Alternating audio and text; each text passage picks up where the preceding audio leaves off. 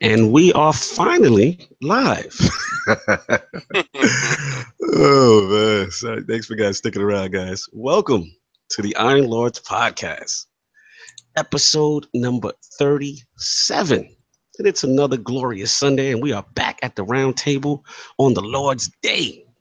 We've got a very special guest, the murderous row of gaming, Capcom, Insomniac, and Destiny 2 PC launch to discuss.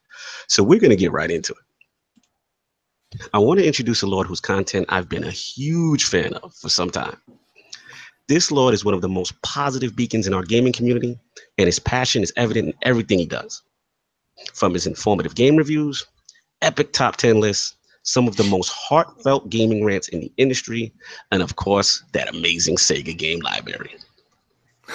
Introducing one of the top YouTubers in the game, the Lord of retro game collection, amazing writing, and who always tells us to keep dreaming. Bobby, Lord Dreamcast Guy, how are you doing, sir?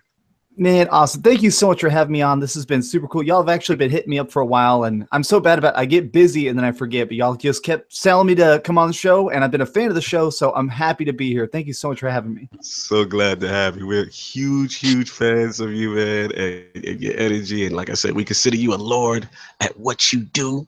So it's only right that the Lords pay that proper respect, you know, and have you on the show, man. But thanks again for coming through, man. Huge fan. Yeah, I'm happy to dig it. We had a bunch of great topics today, so man, I'm hyped to be here. No doubt. And of course, we have the usual suspects at the round table. Unfortunately, my co-host with the co-most, he is very sick right now. He's throwing up, and actually, he's the one responsible for reaching out to Lord Dreamcast. So shout out to Lord Addict. Get well, fellow Lord. We miss you. Lord is asleep. It's not sleep this time because I spoke to him. The man lives. He functions, but he has to get rest, so he is sleeping. Lord of the sleep. That's terrible. Shout out to Lord Addict, man. Without you, this would not be possible. So shout out to that. And shout out to Lord Anchorman for coming through us in our 11th hour. Oh, yes. That's right. Saving the Lords from defeat. He said the Lord is sickness. And of course, our most technical gaming Lord, the solo gamer who lives for the single player, selfish experience.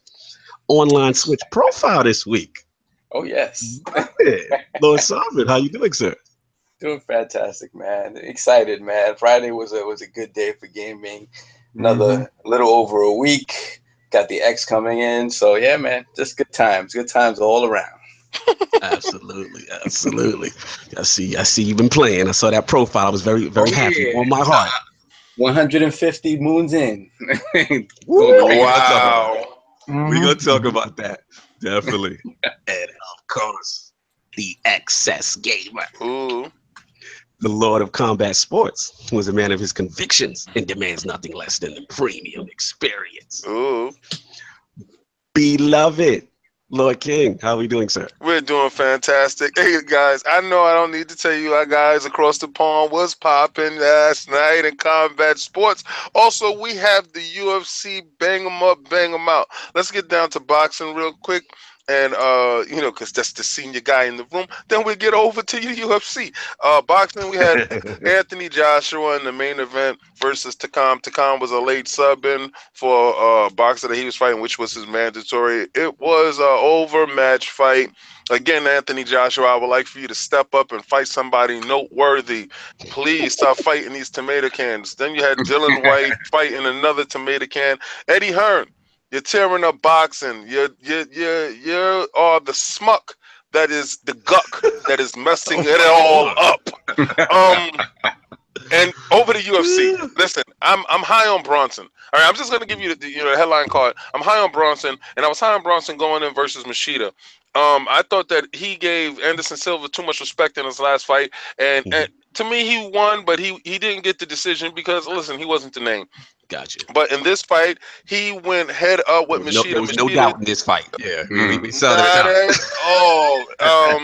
Machida tried to do an inside combo like he does because he counters, and Man, that hit was spectacular. I posted it on Twitter. Beautiful knockout. It was a beautiful knockout. It was done. It was done. You can actually watch the whole fight in under 2 minutes. I retweeted that out. It was fantastic. So yes, I had a great time in combat sports last night. Next week's card is going to be fantastic. Yes, the same thing with boxing, guys. Tune in.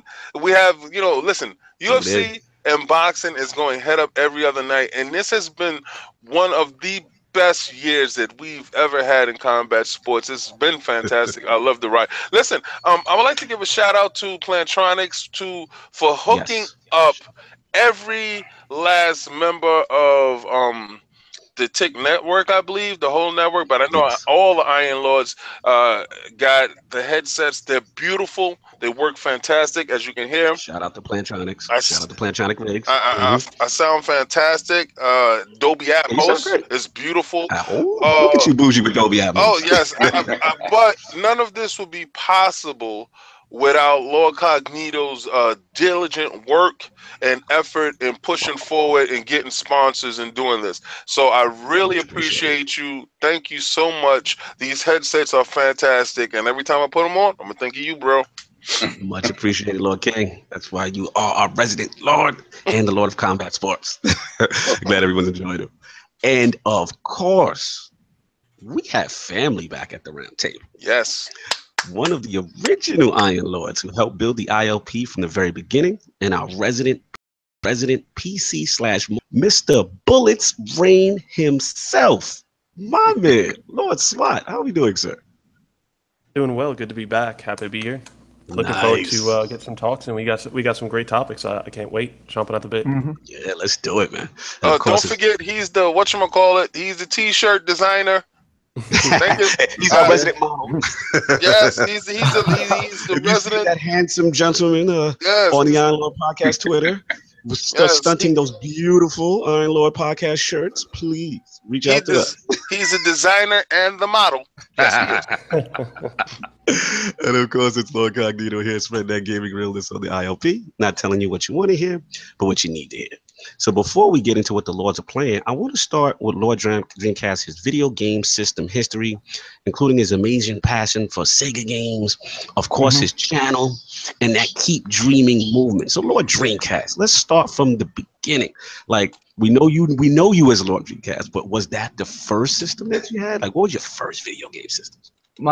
My first memory ever is actually playing the Atari 2600. Like, literally, if I go back into my mind, the first thing I could ever think of is being 4 years old, and I'm sitting on the floor, and my dad gave me Big Bird's Big Egg Hunts. So I was literally playing this super awful. I mean, you literally catch eggs and nothing else. And what's funny is I didn't really discover Dreamcast, or I didn't really discover any Sega consoles at all until I was probably 13 or 14. I lived in like a totally Nintendo neighborhood. But as soon as I discovered Sega, it was like this totally new chapter. The first time I ever saw a Dreamcast, it was playing Sonic Adventure. And it was just like, it was like seeing the future, because I'd played so much PlayStation and I'd played so much like Super Nintendo and Nintendo 64, but that was the first time I saw like super like what games that were trying to have realism instead of just cool graphics. And it instantly won me over.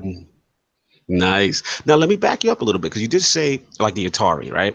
So I want to transition everything prior to Dreamcast, right? So what was like the first system, I guess, that you played consistently after that, after like that Atari? I would say, if you can remember, probably the Super Nintendo. We had an original Nintendo, but I was very, very poor. So we only, as far as I remember, we only had Mario and Duck on it. You know, the combo cart. Yeah, of course. We played that a lot, but it was one of those things where, since I was born in 1986, even at that point, it wasn't super current. But when I was 5 years old, we got the Super Nintendo, and that thing became life. I mean, we'd play the really bad wrestling games, and Aladdin. We used to play Aladdin all the time, and that was the first time I ever saw an RPG was Final Fantasy IV, and it seemed so giant. I thought that it was playing a Nintendo 64 game on a Super Nintendo. I literally didn't even understand how you could have a game so big and so well written. Even as a little kid, I was like, oh my god, these are adult games. I love it. I love the passion. That's awesome. So then, all right.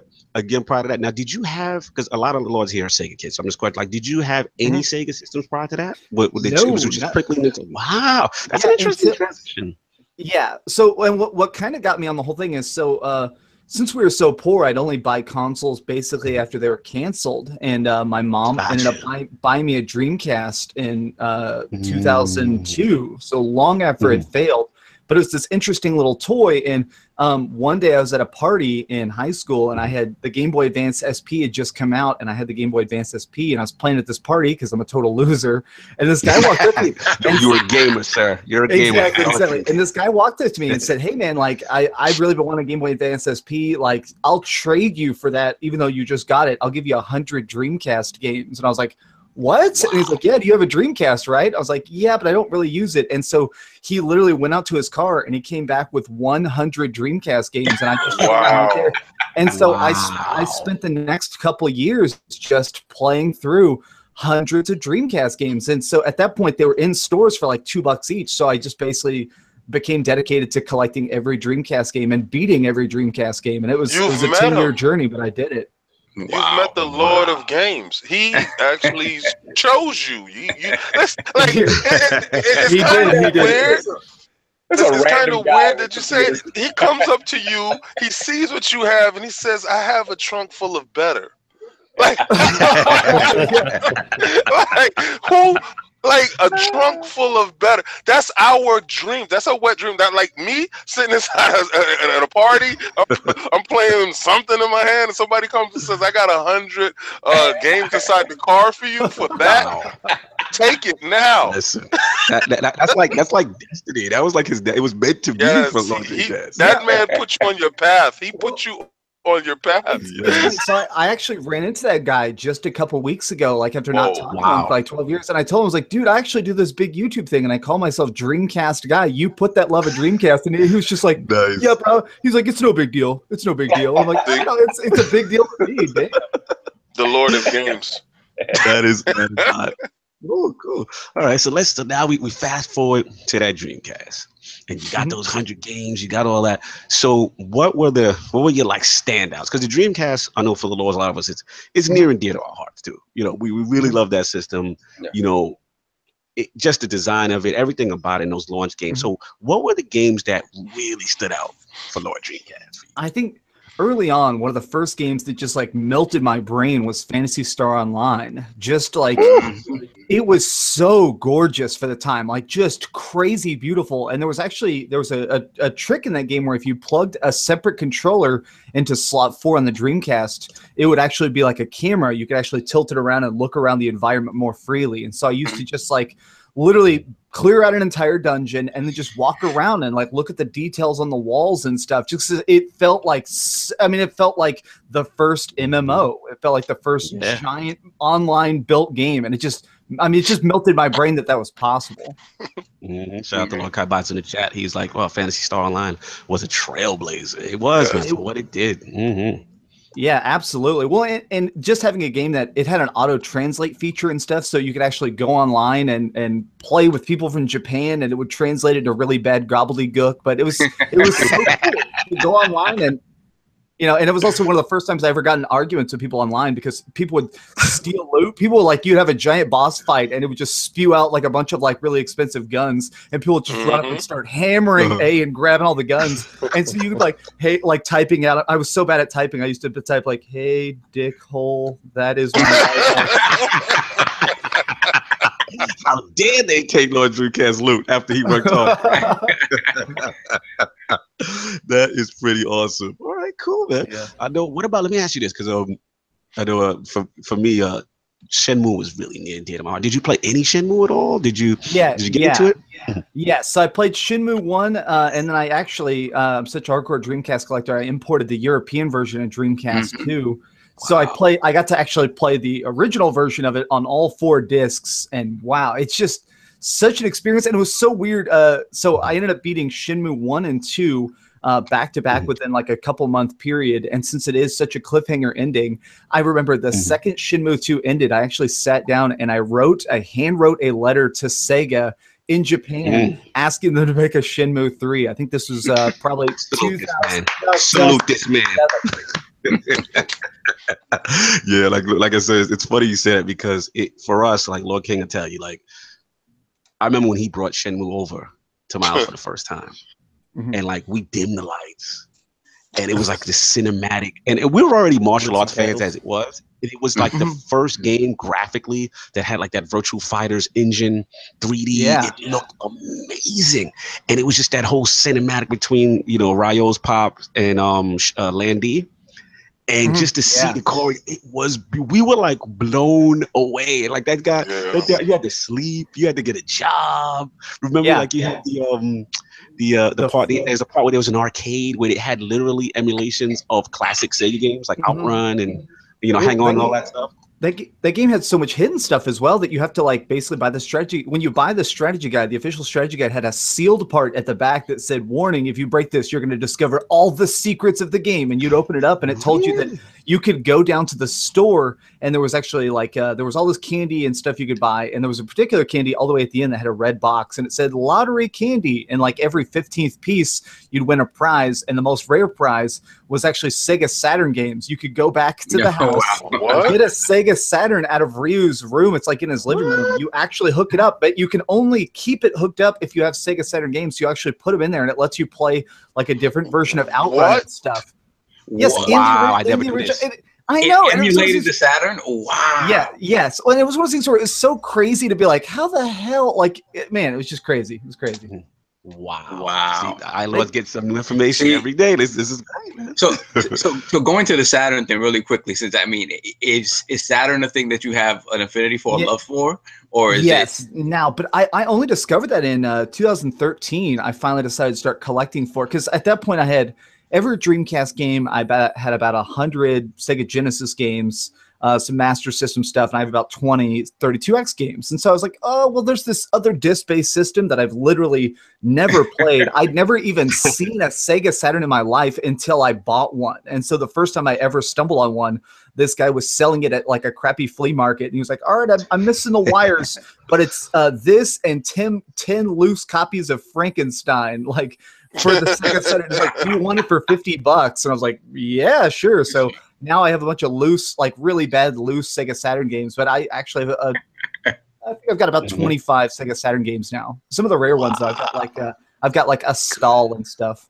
Clockwork Knight, Clockwork Knight was awesome. It is. And Clockwork Knight is so good, and it's weird that it's so good, like because it's so polished and the music is so addictive and the level design is so good. It's one of those things where it's like it's so weird that it just got so overlooked. Like it is an amazing freaking game, and they came out with it and then its sequel 16 months later because the first one bombed so hard they were like, all right, you have to make another right now. We're not going to break even. Yeah, exactly. Shout out to Lord Diz in the chat, Clockwork Tower Night, some great ones there. People, the chat is warming up, man. They're loving these games. Yes, Mr. Bones. Yeah, I love Mr. Bones. Yes, Mr. Bones is. Yes, yeah. Well, and I ended up getting a bunch of that. I imported some of the 2D fighters, and I imported a bunch of Japanese Sega Saturn games because they're dirt cheap. And if you have an action replay, you can still play them. So I got the Japanese version of Grandia because I'm obsessed with RPGs. I got that's great. There's a bomber game. One of the only Bombermans that didn't come to America is called Super Bomberman Fight, and it's like it's isometric. It looks super weird, but I ended up doing that. So yeah, big Sega Saturn fan. Shout out to Get Good Gaming in the chat. He's like, damn it, I have to get a Saturn now. Hell yeah. No doubt. So let's transition, Logic. So obviously we know how near and dear that was to your heart. So as gaming went on, what were the next transitionary steps for you as far as the next systems that you got? Well, I ended up getting an original Xbox. I lived next to this, even though I lived in a really poor part of town as a kid. The kid next to me, for some reason, at one point, he inherited like a couple $100,000. But since he was like 16, he didn't really do anything with it except he bought like a Mustang, and he ended up buying me an original Xbox with Halo and Mech Assault. And it was this crazy, like, eye-opening experience of like, whoa, like this is this is so cool. So I ended up just playing hundreds of hours of Halo. I ended up going to a bunch of Halo tournaments. So I basically joined a Halo team. And so for the next couple of years, I literally paid my bills winning at Halo tournaments. Stop. Wow, that's pretty cool. Yeah. It was interesting that I noticed a lot of, people who either grew up with Sega or were Sega kids, kind of like, it almost seems like the natural evolution for them was Xbox for some reason. Yeah. I don't know. I always sense that.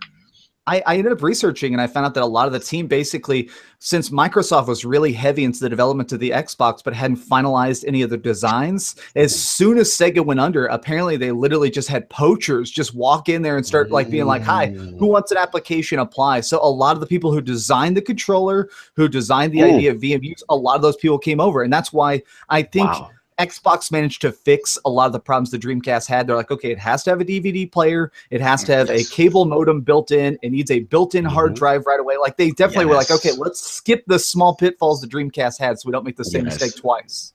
That's actually a valid point, because back during the Dreamcast era, that was the issue. Like, the modem was separate, right? They also had that, which was kind of cool. What did they call it? The memory card unit? The visual memory unit, VMU. Yes, visual memory. Now, did that thing? I'm trying to remember. Refresh my memory, Lords. Like, would that thing had like separate games? Or most of the time, it was just like enhancements to existing titles, right?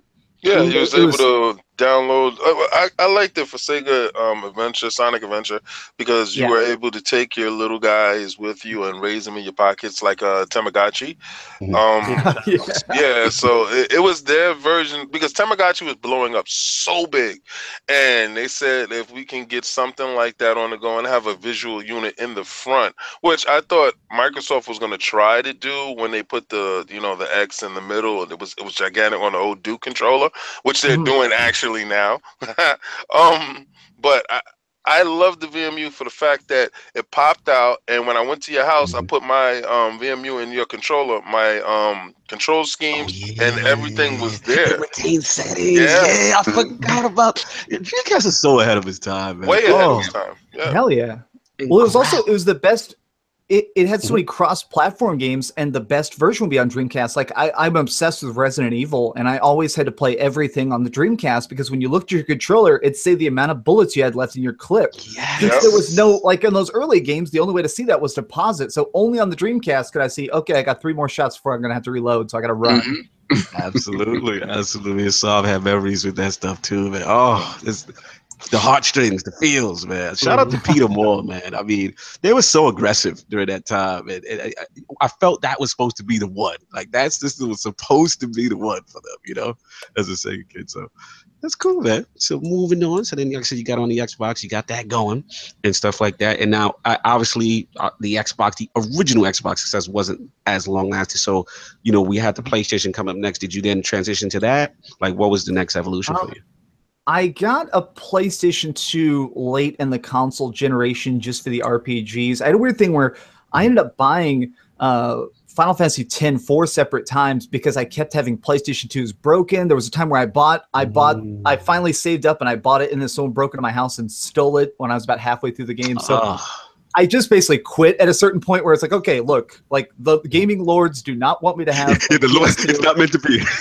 Like, it's like I am completely willing to admit that that's just not in my cards. So I didn't really get into PS2 until much later. Now I have hundreds of PS2 games, but at the time I just ended up going from Xbox to Xbox 360.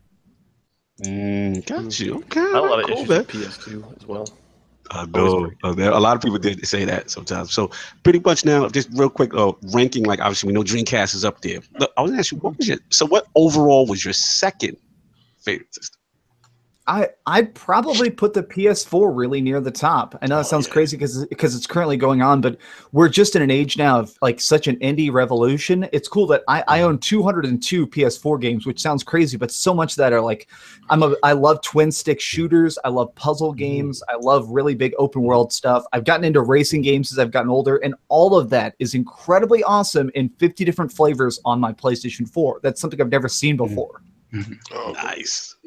And last question, as far as gaming is concerned, I'm going to do something new with the guests. So I want you to give me like some of your top 5 games of all time. If you could narrow it down to 5 of all time. Okay, totally off the top of my head, I would say Legend of Zelda: Ocarina of Time, Skies of Arcadia on the Dreamcast version of Skies of Arcadia. The best. Okay. I'd say, and this is going to be a controversial one, but I'd probably say Alan Wake on the Xbox 360. I think that is one of the best horror games. As cliche as it is, it's fucking awesome. The writing. I gotta back you up, Rodrigo. I gotta back you up because I watched your video and you had that as one of the worst endings of all time when you get It is, but if you get the DLC, it's all, I don't know. I think it keeps going. Yeah, I don't know. it keeps it going. Yeah. And then I really, really love, let's see, Silent Hill 2, I would say is one of the best. Oh, yeah. Let me think for my fifth one. Oh, gosh. I'd say Final Fantasy 7. Yes. Okay. That's an impressive list. That's a great list. That's a great list, no doubt. All right, so then we got that going on. So let's talk about the start of the whole Keep Dreaming movement and that amazing channel that you have. Like, when did that start for you? Way back. I first started the channel and I made my first videos in like 2008. And then I put it down for like many, many years. But originally I saw the Angry Video Game Nerd videos. And I've always been a type of person of like, when I see something cool, I want to make it. Like if I read a cool book, I want to write a cool book. So when I watched the Angry Video Game Nerd videos, I immediately went, I can make that. And so I actually ended up making several Dreamcast reviews that were very Angry Video Game Nerd in style. Like I just tried to emulate his writing and everything. Basically what I did is I didn't understand what a capture card was. So my first videos, I literally set up a webcam aimed at my TV and it was perfectly set up so that it would be like the dimensions of it. So it kind of looks like a capture card until like bright colors would show up and then the auto filter would screw up. But I just basically would play the game and then edit the footage and then do really like dumb voiceover and then have like cutaways of me being like, excuse me while I interrupt my own video and make fun of this weird clip. It was basically just DreamcastGuy tries to be Angry Video Game Nerd very badly.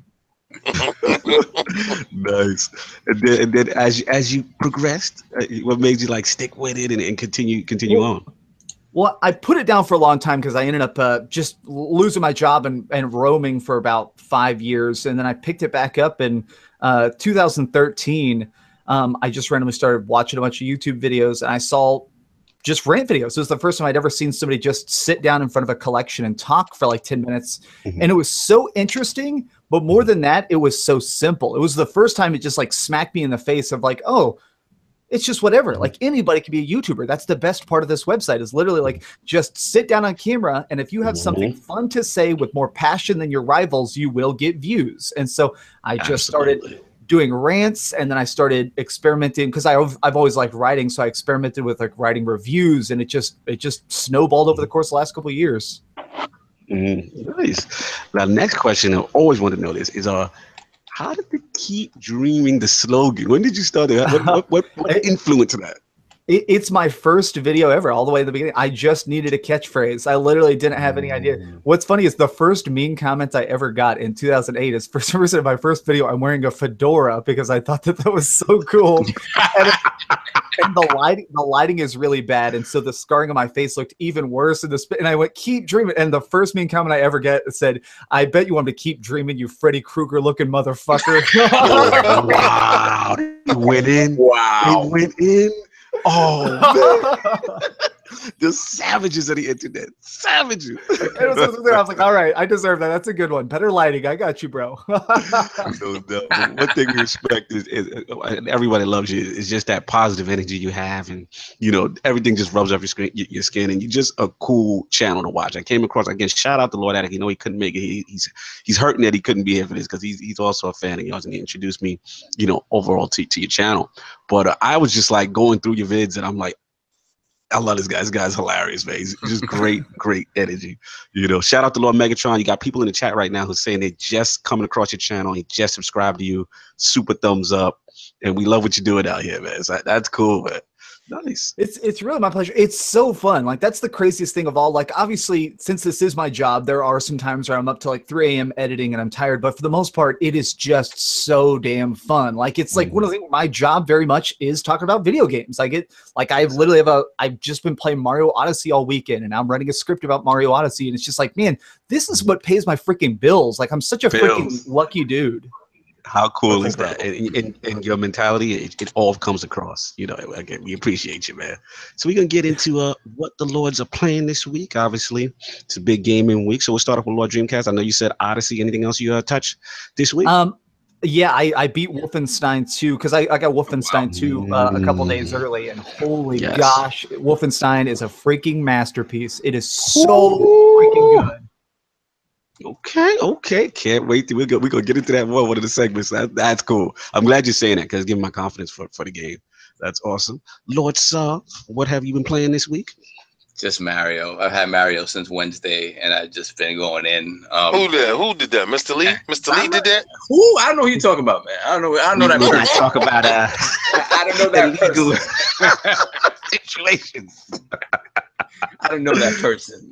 trying to get him arrested.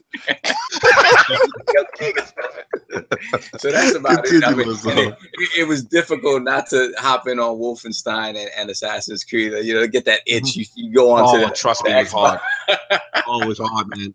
Lord Dreamcast, just so you know, we planning on we saw all of us for the most part on the panel planning on getting the X, and we kind of had like a pact that we're gonna wait till November 7th to play those games. Yeah. It's hard right now, man. It's not hard at all. Those games didn't release yet. You guys are in the future. Continue, yourself. I'm sorry. It's just about conditioning your mind to they're not actually there. But yeah, I mean, but Mario's been keeping me kind of busy, man. Mario is fantastic. Well, I know we'll talk more about it a little bit, but it's talk about more about the Murderous Row too. Lord King, what have you been playing this week? I've been playing Destiny. I'm disheartened at a lot of things. I'm disheartened at the fact that people are running around with this rhetoric. If you say something long enough, people start to believe it. And once people starts to believe the rhetoric, then they start to act on the rhetoric. And there's a lot of rhetoric going around talking about Destiny is dead. Destiny is not dead. There's a lot of things to do in Destiny. I know a couple of people that are in a couple of clans I won't mention that at this day and age are at 265. I had to go in there and work with people's clanmates to get them up. I don't like the fact that, you know, my own clan, the leader is going around saying, you know, Destiny is dead. You can't be the leader of the clan talking about Destiny is dead. Wow. You know, it starts to filter down within the clanmates. I play every day. I take you through prestige, nightfalls. We do raids. We do everything. You know, hone your skills. I'm supposed to pick up Mario today, and I'm gonna pick it up, and I'm gonna play it today. You did not pick up Mario Odyssey. I had so many things going on, and I want the physical copy of it. Oh yeah. Oh, okay. Right. So yeah, I could have hit the button and like, why you just hit the button? Digital life, baby. I really want the physical of it because I have all like the Mario Galaxies, all the physicals, and it's just something about looking over at your stack. And you know, certain games is there, and you're like, yeah, you can't take that away from me. So you know that type of thing. From the collective standpoint, you got that physical media. I feel you. No doubt. All right, cool. And Lord SWAT, I know your topic later will be that Destiny 2 PC, but besides that, is there anything else you've been playing this week? To be honest, it's been kind of light for me because I kind of took a step back from games and I'm learning how to code like Java, Python, Ruby. I'm trying to kind of build up another technical aspect and things. But the technical gaming Lord trying to take Soft's title. But yeah, I've been playing Destiny 2 on the PC primarily for the past week, and I also picked up Pokken Tournament just out of curiosity, and I actually do find that pretty fun as well. Nice. So you staying away from the Odyssey on the Switch? Because I know you're a Switch gang like us. So you stayed away, or you just waiting? I just haven't made my way out. I'm with David. I gotta have that physical copy of that. I got you. Waiting on that physical. Any amiibos in there or no? Oh yeah. No, we know King is King Amiibo. Just want to make sure. Oh, by the way, I'm jealous. Crazy jealous. I saw your amiibos, and I'm crazy jealous. Right now, I got the feeling in my chest, and it's burning me. You had that little hat on, and I'm sitting there like, oh my God, I got to get to the store right now. Yo. I really felt jealousy. I'm not lying. It's all good. No doubt. So of course, me, Lord Cognito here. Yes, I mean it's been tough for me. It's Murderers Row week, as we know. October 27th was that. I don't think Mario came out. What are you talking about? You funny. You're hilarious. Yeah. Some other games did come out too that we'll discuss that I've been waiting on. But I touched the Odyssey a little bit this week, and yeah, man, I was just we'll get into it, but I've been having some fun with that. But surprisingly, there's still this little indie game on the Nintendo eShop. This Is the Police has my mind wrapped. I am in love with this game. It again, it's a lot of simulation and resource management, kind of like on XCOM style, but you're managing personalities. It has some of the best writing ever. I believe the voice actor is from Duke Nukem. And I'm telling y'all right now, this game pushes social and morality boundaries. They test you. Let's just say that. Like, I mean, just not to spoil too much, but it was like, I played as soon as the game started, City Hall was like, there's riots in the street, there's race riots, there's this going on. I need you to fire all your, African-American officers. I'm like, what type of game is this? Wow. This game is nuts. I'm telling y'all right now, like, it's not only it's well written, it's funny, and you get emotionally invested. I believe right now it's been on Xbox One and PS4 for a while. It just came to the Nintendo eShop. It's a mature rated game. Shout out to Nintendo for even allowing this content on the platform, because to me that shows maturity. Like that, a game like this can be on it. But if you have, I know it's Murderers Row week, but maybe if it's on sale down the road, pick up This Is the Police. This game, I believe it's Weapon Game Studios. Shout out to them. They hit me back on Twitter. I am in love with this thing. I cannot stop playing this game. Yes, Anchorman, I did fire that older lady officer. She came to work drunk sometimes, and I had enough of her. So she had to go. I'm sorry, her work before. Wow. They even made a choice. They're like, do you want to fire her legally? Or do you want to fire her? If you want to see screenshots, check Lord Cognito's Twitter or check my timeline. I've got a lot of screenshots of this game, and I get emotionally invested. Like, it's hilarious. So if you want a good laugh, check out my Twitter line. You'll bug out. So that's what I've been rocking with this week. Oh, quickly, just I completely forgot. Wolverblade. You've been talking about it for the past few weeks. You've been talking about it for the past few weeks. If you are an old school gamer that's into Streets of Rage, Shinobi, any of these side scrolling like beat 'em ups, shmups, this is the game for you. It took me a couple of weeks before I really fell into what Cognito was talking about, but honestly, it's a beautiful game. It's bloody as hell. It's just honestly like it just scratches that itch of those old school side scroll to beat 'em ups. Like if you're a fan of Guardian Heroes or Streets of Rage, get this game. Fantastic. Absolutely. It is really good, man. Those guys, I mean, all I need from it, if they could come up with like an online patch, that's the only thing that's missing from it, because it has co-op. It has local co-op. But it's really good, man. Shout out to Wulverblade. I'm going to keep bigging you guys up. I believe it's Fully Illustrated Studios, Michael Held and those guys. That is a masterpiece. And the voice acting and just the cinematics. Like they've really made a production out of a $20 game. And guys, yeah, you guys need to check it out. Wulverblade Salute. So let's get into the show. We got a lot to discuss, but we had a poll last week. So the poll results are in and the people have spoken to the question: if serious allegations, aka ethical, sexual, were made against a publisher or developer of your favorite video game franchise, would you honestly not purchase the game? The winner at 54% in one of the most controversial ILP polls ever is the no. This won't stop me from buying the game group. I'm truly surprised that the numbers is that close. I mean, really, come on. No. Go for it. It's actually not. Coming in at second at only 25% was the yes, I can't support that game and neither should you group. Yes. And hilariously, because remember it was three choices, coming in at 21%, very close third place, was, but how serious are those allegations now?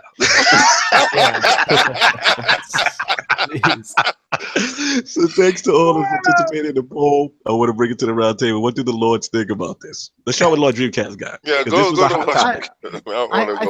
I think it depends on the level of the offense. So my thing is, like, if it turns out that I'm sure you guys heard the head of Uber, like this dude was like basically hiring, like he would hire and surround himself with just like attractive women and then just basically be like, all right, blow me or you're fired. Like he was a piece of That sounds like This Is the Police. That's the game. That's how the game is. Sorry, continue. And so since that dude was messed up, as long as he was at the company, I wouldn't use Uber. Just because of a where it's like, I don't want to give any money that I know is going to go into that dude's pocket that then he's going to basically like abuse people with. So I feel like I love Rockstar games. I love Square Enix. I'm a big like Final Fantasy addict. And if I found out like somebody at Square Enix was just being crazy, I think I'd have a giant issue. And as much as I love Final Fantasy, I'd buy a used copy to make sure they didn't get my profit or something. But if we're talking like a low level employee is like patting asses or something, I'm like, all right, that dude sucks. That dude sucks and needs to be fired, but I'm not going to punish the 200 people on his team. Right. And what you just said was what was the consensus on the Iron Lord podcast Twitter. Shout out to everyone who participated because that's what they were saying. They were like, look, obviously depends on the offense, but it's kind of what you said. Like the mentality was like, if one person, you had one bad apple who did something, I'm not going to allow that to affect the purchase of, the work of the majority of the group. So they kind of repeated what you just said, Lord Dreamcast. Sounds cool. So, Lord King, how do you feel about that? I know that was a hot button for you. I'm gonna start and preface this with I'm shallow. All right. All right. I'm gonna give a shout out to the shallows that's here and the people that kept it real. I really don't think this thing should have been anywhere close because you're lying. You're lying to me. I don't care what you say. Listen, he just said the head of Uber was had some stuff going on.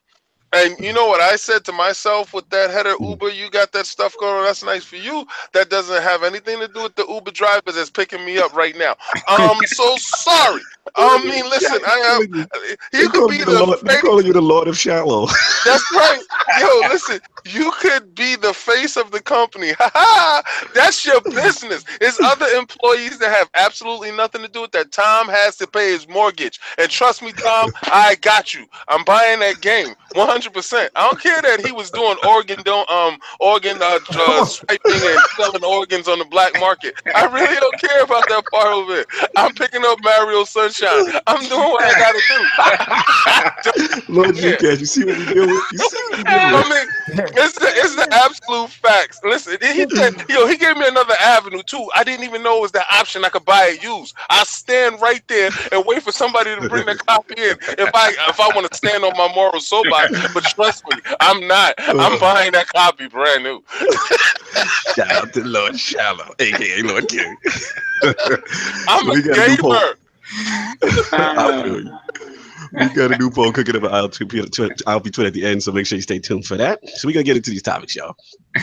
All right, so I'll start up first at the round table. It was a great week of gaming. This week is what I've affectionately called the Murderer's Row of October 27th. It is here. So I want to bring this to the Lord. Obviously, Mario Odyssey, aka Mario Godyssey, dropped. We had Assassin's Creed Origins, and of course, thanks to Lord Dreamcast's amazing impressions video. And Anchorman V, shout out to Anchorman V on his Twitter, for basically giving some non-spoilery impressions of that Wolfenstein 2, the new Colossus. So I'm going to bring it to Lord Dreamcast first, since he's our guest. Out of the three, have you played each of the three? And if you have, the ones that you have played of the Murderer's Row, I just want some basic impressions, early impressions, spoiler-free, of course. Yeah, I haven't played Assassin's Creed Origins, but I'm going to. I have Assassin's Creed Origins sitting on my desk right now, installing on the PS4.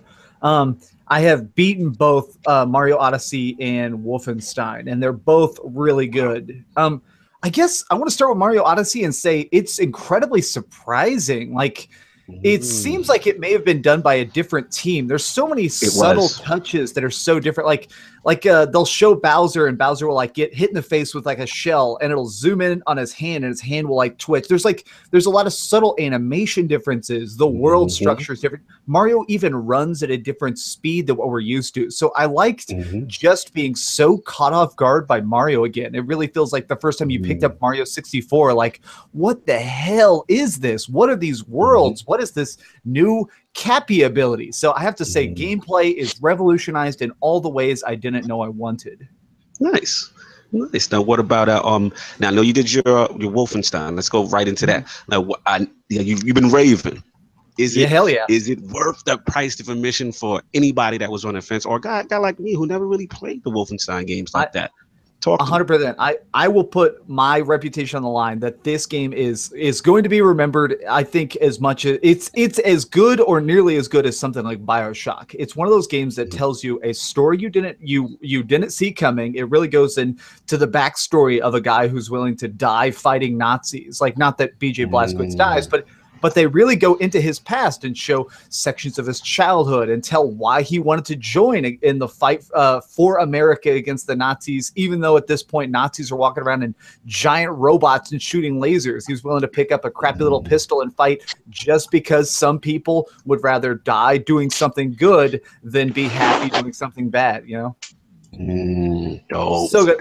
And let's not forget the fact that you get to shoot the hell out of Nazis. There's a new thing where you can shout out, salute to that. Always a great thing. You can upgrade guns now. Not to cut you off, Dreamcast, but I love the marketing that Bethesda is doing, or Machine Studios, whatever they're doing for it, where it's like this is not to get political. They're like, these are not good people. Like the marketing for the team who's doing Wolfenstein 2 is amazing. But continue, look, Dreamcast. So on that topic, did you see that Vice News did an interview with Pete Hines, the head of marketing for Bethesda, and they asked him, like, don't you think that you're actually poking the hornet's nest a bit by really trying to stir up the Nazis? And Pete Hines goes, well, we believe we may be poking the hornet's nest, but it's a hornet's nest full of Nazis, and fuck Nazis. No doubt. You got to commend him, man. You got to commend him for really going for it and pushing the boundaries. So yeah, that thing's looking good. You know, I'm trying to stay strong, you know what I'm saying, for the Xbox One X version. But I'm hearing so many great things. And now let me ask you about the third game of Murderer's Row, which was that Assassin's Creed Origins. Have you got a chance to touch it at all, or you should be with the other two? Not at all. I can't. It's one of those things where work-wise, I can't start playing it until I finish my script for Mario Odyssey, just because I'm sure this is going to it's going to seep into my brain. I'm going to start being like, hey, climbing this is great, but climbing an Assassin's Creed, let's make that comparison. So unfortunately, I can't turn it on for a couple more hours. But then as soon as I do, my plan is actually to play it for like 10 hours today and do at least an impressions video for tomorrow. So I'm definitely going to be doing all day with Assassin's Creed. Awesome. Gotcha. Fantastic. Lord Sav, out of the three, two we know don't exist for you. Yeah. So that's that Xbox One X premium talk. But as far as the Odyssey, I know that's what you've been rocking. So talk to us. Spoiler-free impressions. I think it's amazing. It's one of the few games that I can recall. I stop and I catch myself smiling while I'm playing it, because it's just delightful. At every corner, honestly, they've taken what's best about Mario in 3D and they've just blown it out completely. They've taken the best aspects of Mario over the years and they've given you a little bit of that in this game without. They're making it very accessible. It's not as hard a game as past Mario 3D Mario games. Something that Lord Dreamcast said that graphically the game for what it is so crisp, and the way it feels, and it's like a lot of the worlds aren't necessarily heavily populated, but they are sort of dense. But then you see little things like in the desert stage, you see God rays coming through and stuff like that. Like, it's a very pretty game. And to be honest, like I in the past, I love Mario, but I've always fallen off because for whatever reason, like it becomes a little too daunting. There are too many stars to collect and whatnot, and like, you know, I've always fallen off. But now, I'm all the way in. I'm trying to get as many moons as I can before I move on to the next world.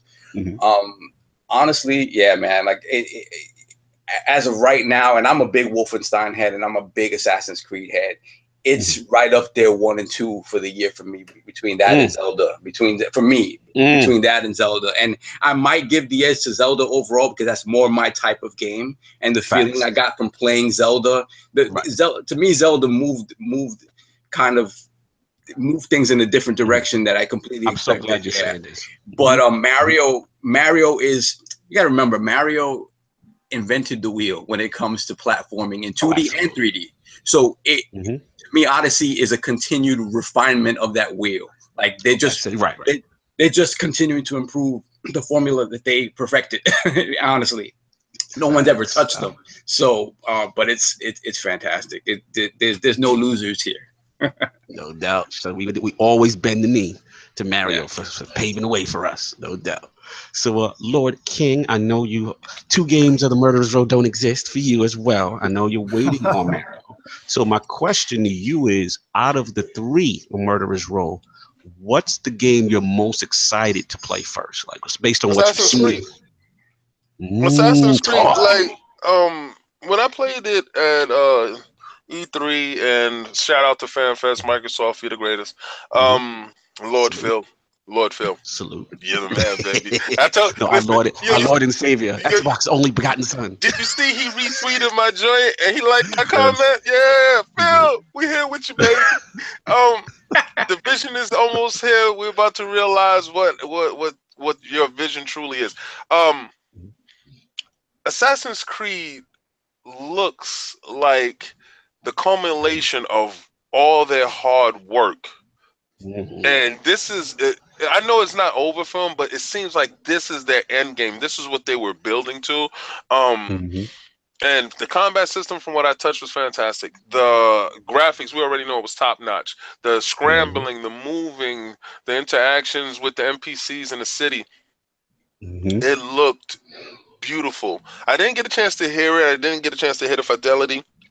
And shout out to Plantronics for giving me these great headsets and Adobe Atmos that I will be listening to that game with. I can't wait. That seriously, it's all coming together. The graphic fidelity, the headphones, sick.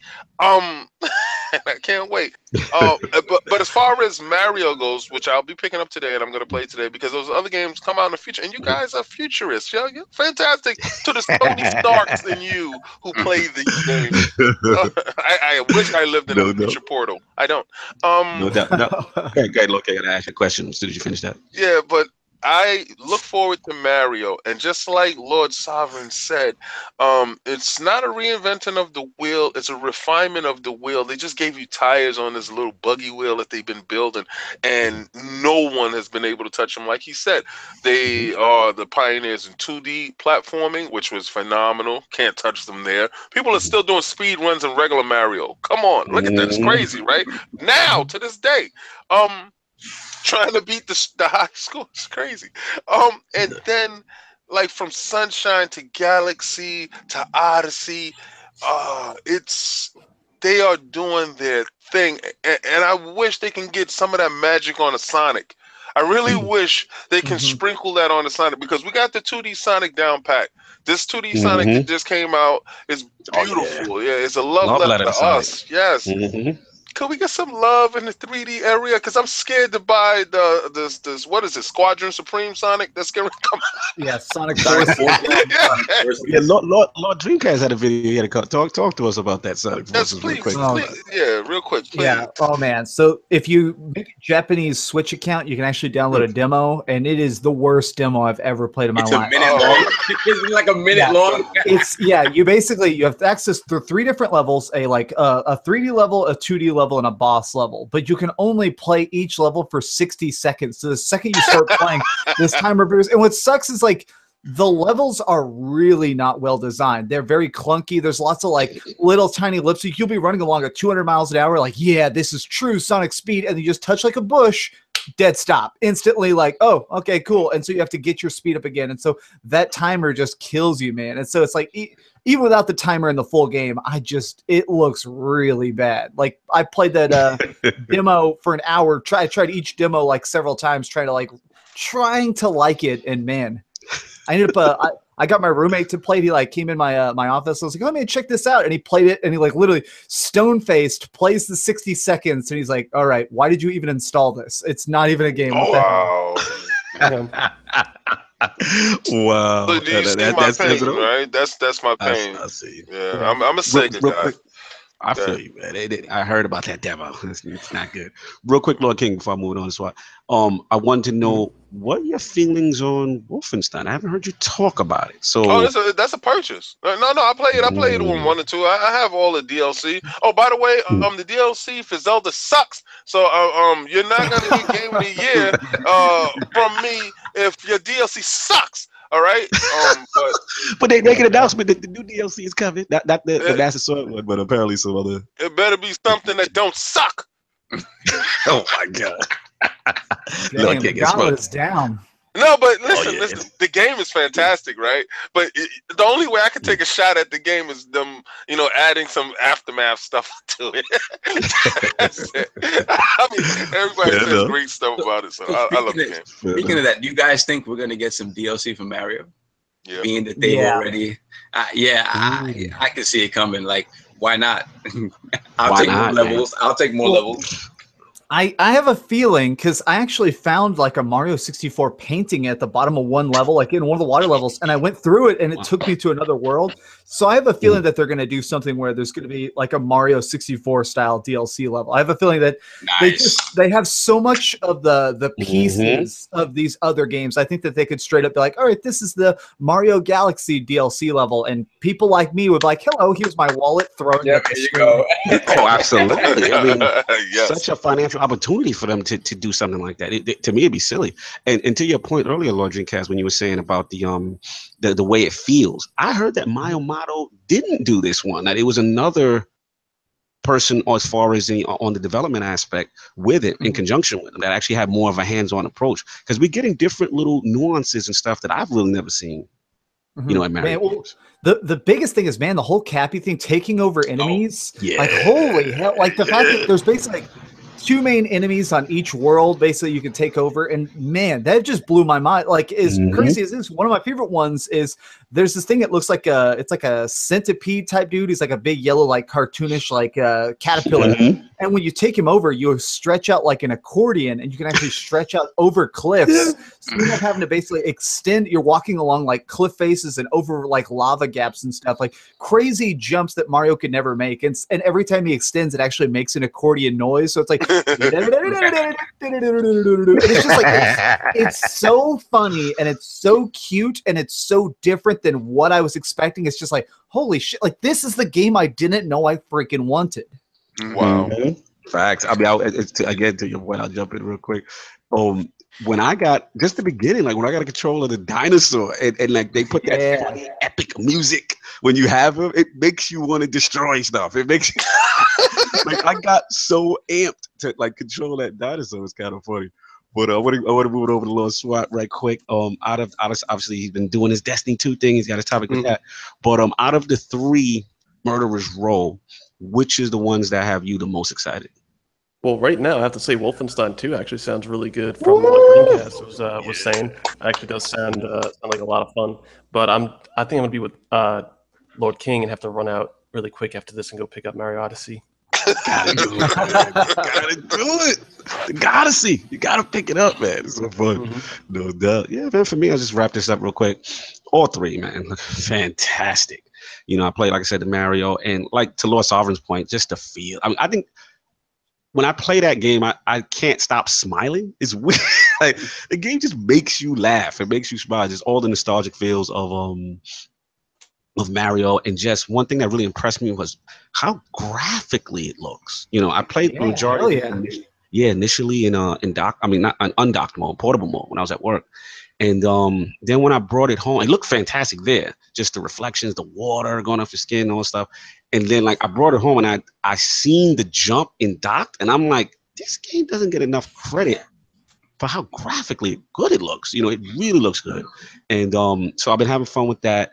Assassin's Creed is an emotional thing kind of for me, like Lord King is saying. It's like, I'm a huge fan of just that whole timepiece, Egyptian, the pyramids, that whole bit. So I can't wait to dive into that. And it's kind of because I'm waiting on the Xbox One X version because I'm a console guy.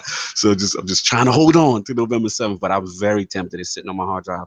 And again, with Wolfenstein, I mean, I didn't expect I would pick this game up. But again, Lord Dreamcast, your video, I mean, put me over the edge. Lord Anchorman, his tweet. I'm seeing a lot of positive stuff. And then the other thing is, because I'm waiting for the Xbox One X, that's another reason why I'm really holding out for Wolfenstein, is from my understanding, that is going to be 4K 60. Oh, whoa. So I need to see that in its glory, man. I need that, dude, Lord. There's a scene that is going to melt your brain where at one point you literally have to climb on top of a train that is rocketing through an underground tunnel, and you're fighting robot Nazis inside of there with shotguns. And so that at 1080p 60 frames a second, you're literally going to be crying blood. Woo! And people already said, like you said, it looks fantastic now. I can't even imagine what 4K 60. So that's going to be that's going to be like my showcase game for when I get the X. So that I'm purposely holding on to a lot of titles and Xbox One enhanced stuff for that purpose, to showcase on that game, on that system. So, and I got my 4K setup ready, so I'm ready to go. You know what I mean? But Murderous Row, man, this is a great time for gaming. We talked about this a lot, and it's here. And we even got Stranger Things going on. Life is good, right?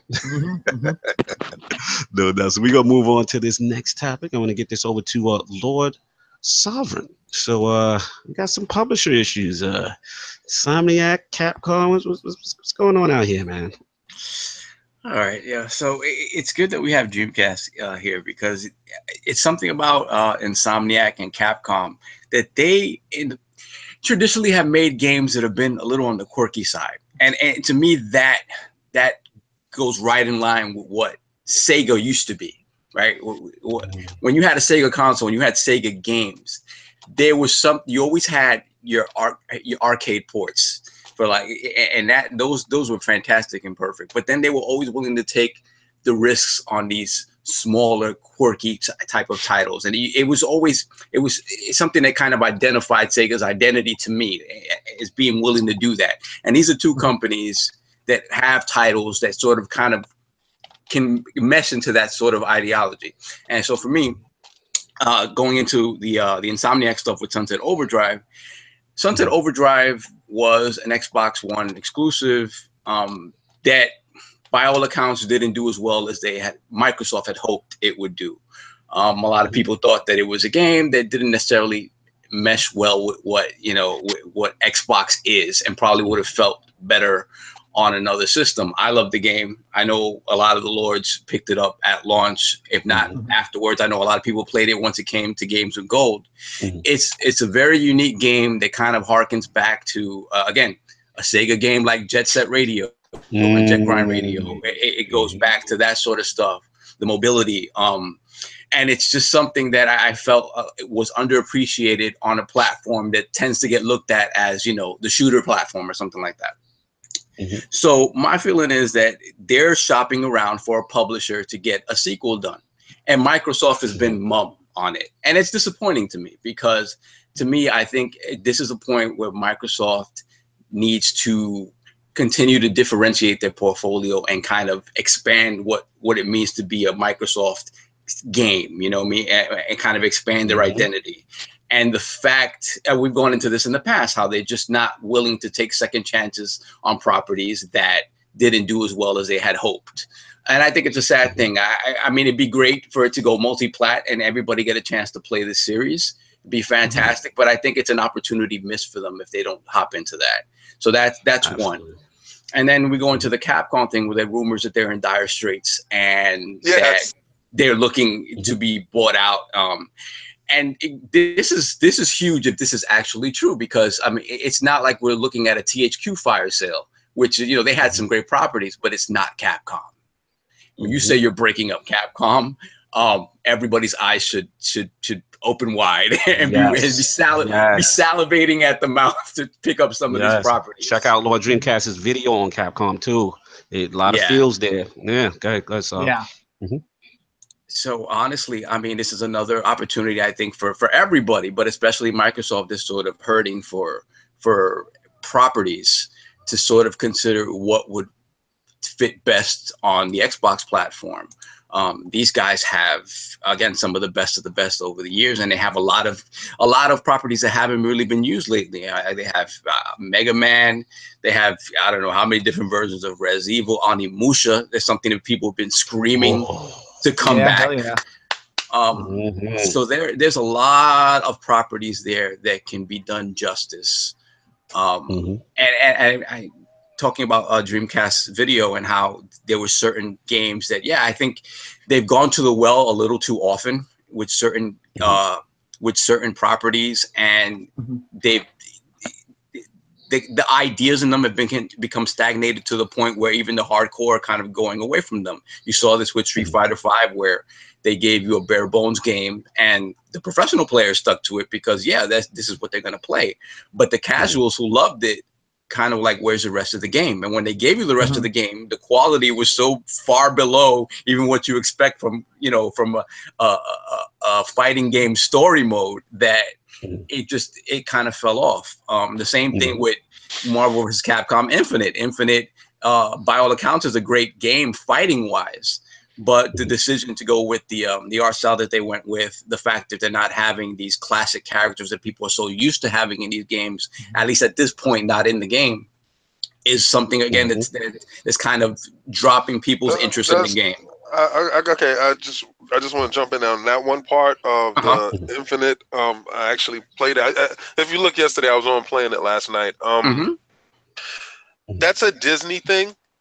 It's not really a Capcom thing. And if you know what Disney is trying to do as far as killing Fox, they killed the X-Men not in there. Right. They killed all of the mutants in the comic books on purpose. To hurt Fox's brand. Because if X-Men is successful in the books, in any other places, then the movies will be successful. And it's strategic and it's smart. You devalue the property, you pick the property up, and then you build it back up. Same thing with the Fantastic Four. They did that on their own. But the game is really good. Story mode is really good. It's way better than the Street Fighter. I have the Street Fighter. It's stone cold. It's disgusting. But it is. It's ice cold. It's ice cold. It was delivered ice cold. It was DOA on arrival, and it did not resuscitate when they send the DLC through. I don't care how many free things you send through. If your initial impression of a game is of such, it's going to stay that way. But back to the Infinite, give it a shot. If you can, play a demo, go to somebody's house, share the game. The story mode really surprised me, and it was better than all of their other story modes in their Capcom games. I really didn't think they had any. They would just, fight here, fight now. But this one actually has a cohesive story that goes and spreads across many hours. It is, but it's also super cheesy. I mean, I forever laugh. There's a moment where I straight up, Ryu walks out of an Egyptian pyramid and says, "Me and my research team were actually doing some seismic studies to make sure that this melding of universes was correct." And he's wearing his karate outfit, bro, seismic reading my ass. Are you kidding me? Yes, yo, it is so campy. It is so campy. It is so B-movie cheesy. It is absolutely all of that. Yes. Script by Calvin? Yes, Calvin has the script, and he is doing a bang-up job. Let's move this over. Go ahead, I'll finish. Yeah, so my question to the Lords is, what do you guys think about this? Is Microsoft making a mistake by not at least giving Sunset Overdrive 2 a chance to thrive on its system? And what do you think of the Capcom stuff? If that is the case, should they hop on that stuff, and what should they hop on if that's the case? Let Dreamcast go in. Let Dreamcast go in on this. I think you bring up a freaking extremely smart point, which is that if Microsoft does step in and at least buy a couple Capcom properties, if the rumors are true, they could capitalize that major. Like, seriously, if they just came up and said, "Hey, do you want to see the first ever Western developed Mega Man? Let's make Mega Man Legends 3. You guys have been begging. It'll be a giant open world third-person shooter, but with the still cartoony graphics you guys like. We're not going to make it gritty and weird. It's not going to be Gears of Mega Man." That could be a huge marketing push for them. That would be extremely valuable. But what I think is going to happen is, before it even goes publicly on market, I bet they'll probably sell Mega Man and stuff to Nintendo, and then they'll open up the market and sell off Onimusha to Sony and stuff. And I think they'll probably keep a couple properties that stay profitable. I think Capcom will always own Resident Evil, for example, but I do think they're going to get picked apart.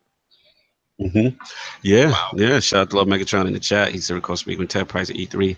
Wow, it's about, yeah, man. I mean, I'm with you, Lord Dreamcast, because it's like,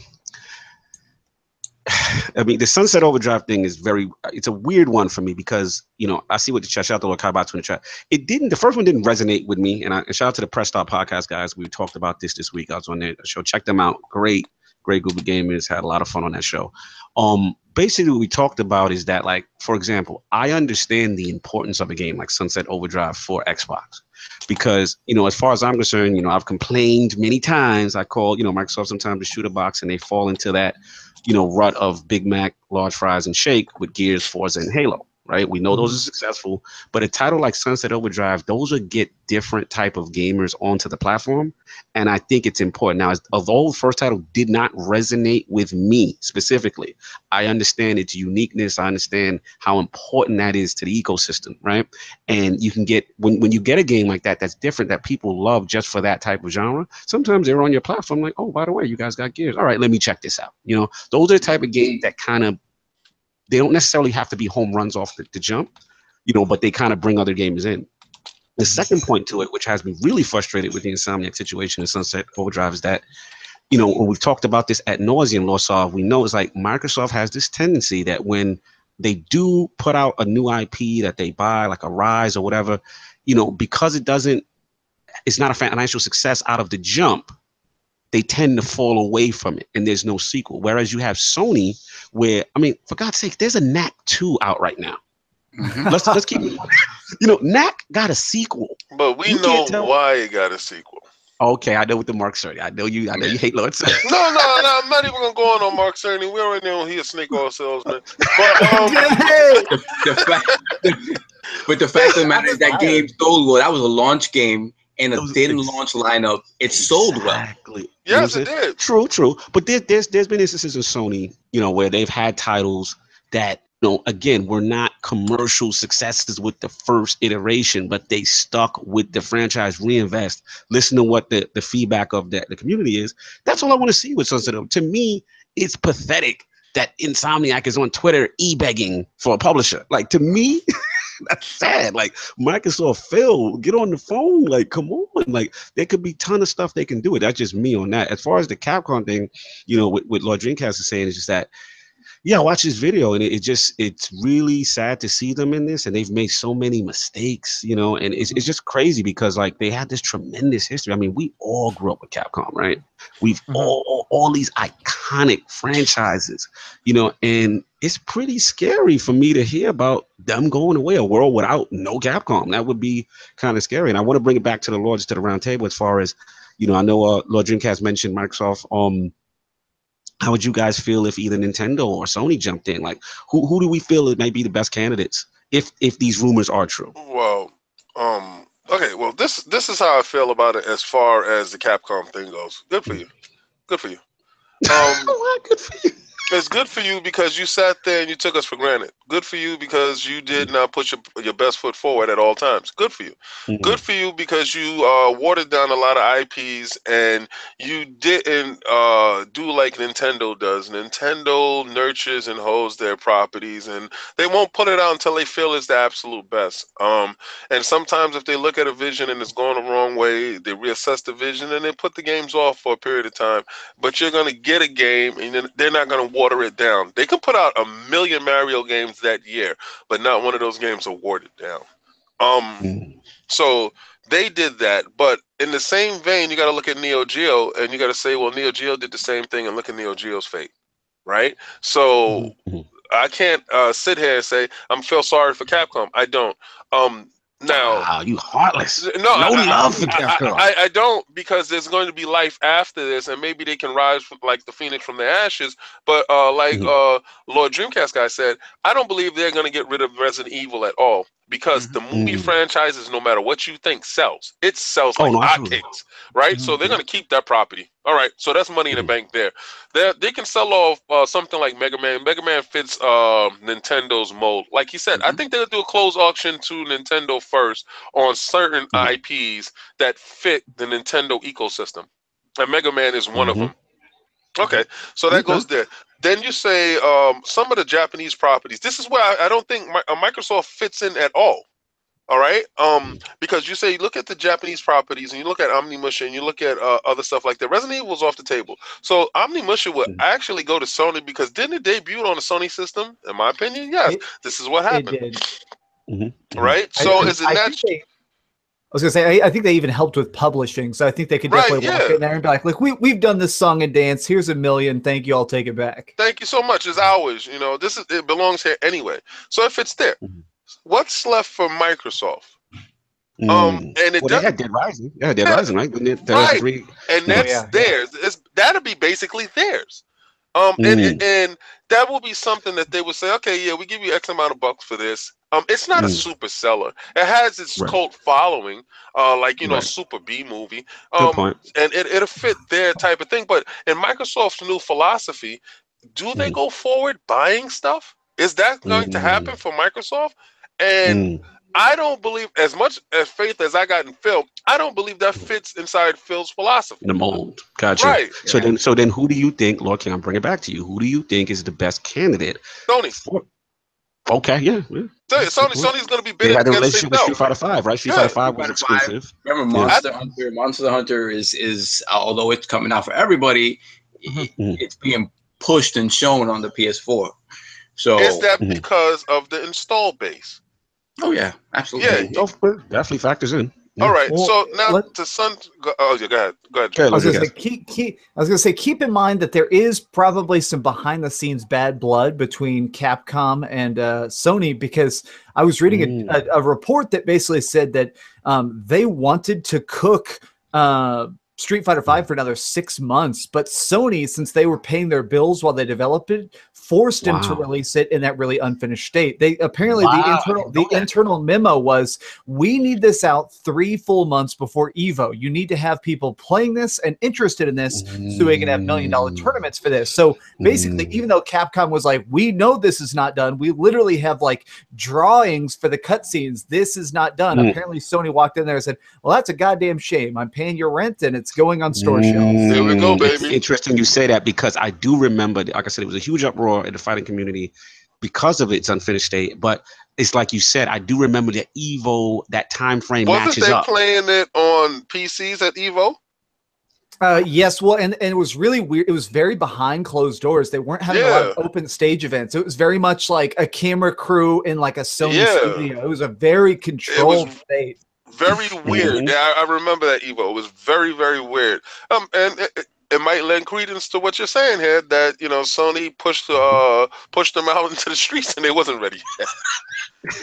sounds slow. And they got hit by a car. That's good for them. Anyway, this is what happens. This is what happens when you don't share the wealth. If you'd have put it on Microsoft and it would have been for everyone instead of trying to get the money back, then maybe it would have turned out better. It didn't. Bye. I am surprised that never went multi-plat. I must admit, I thought eventually like it would be like a Super Street Fighter Deluxe Alpha version. I think Microsoft probably passed.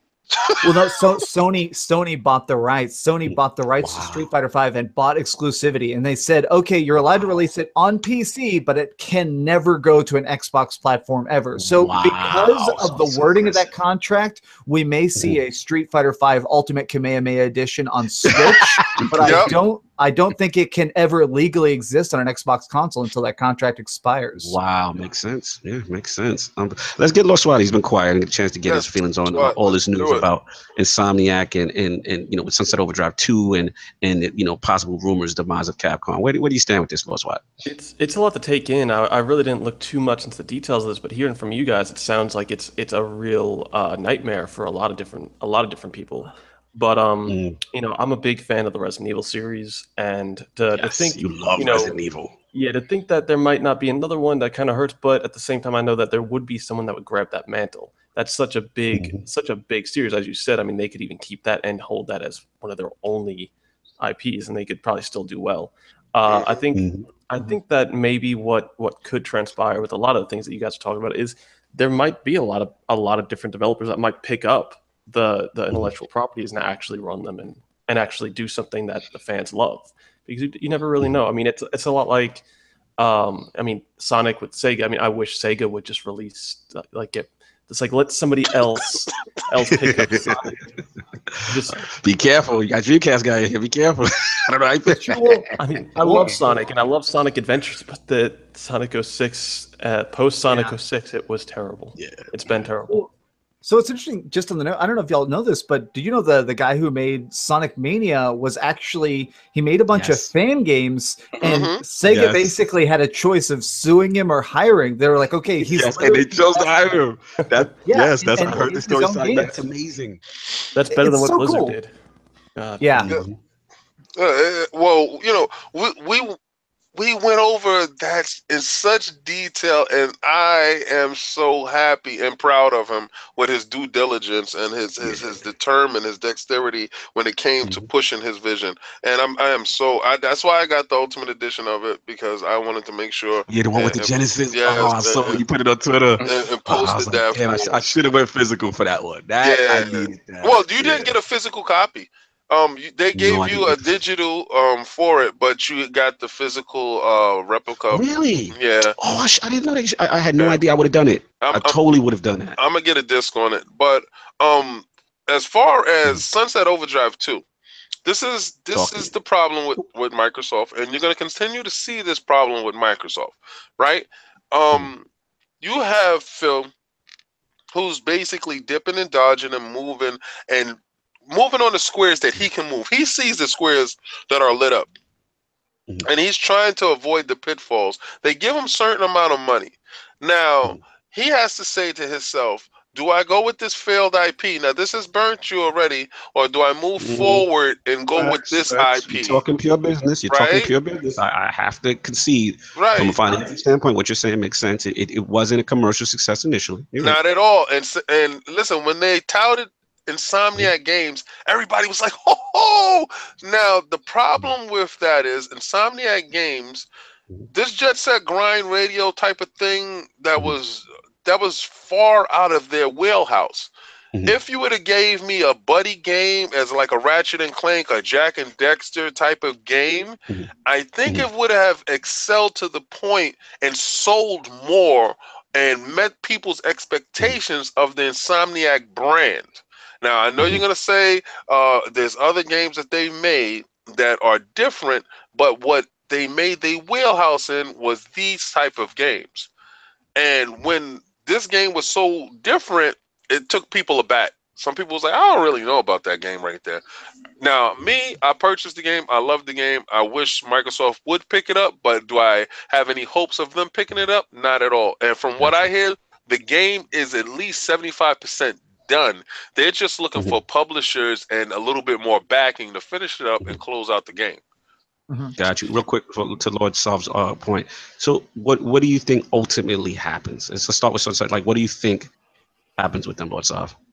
I think ultimately they get picked up by some third-party publisher and the game goes third-party, as would make most financial sense. I would love to see it back on Microsoft's platform.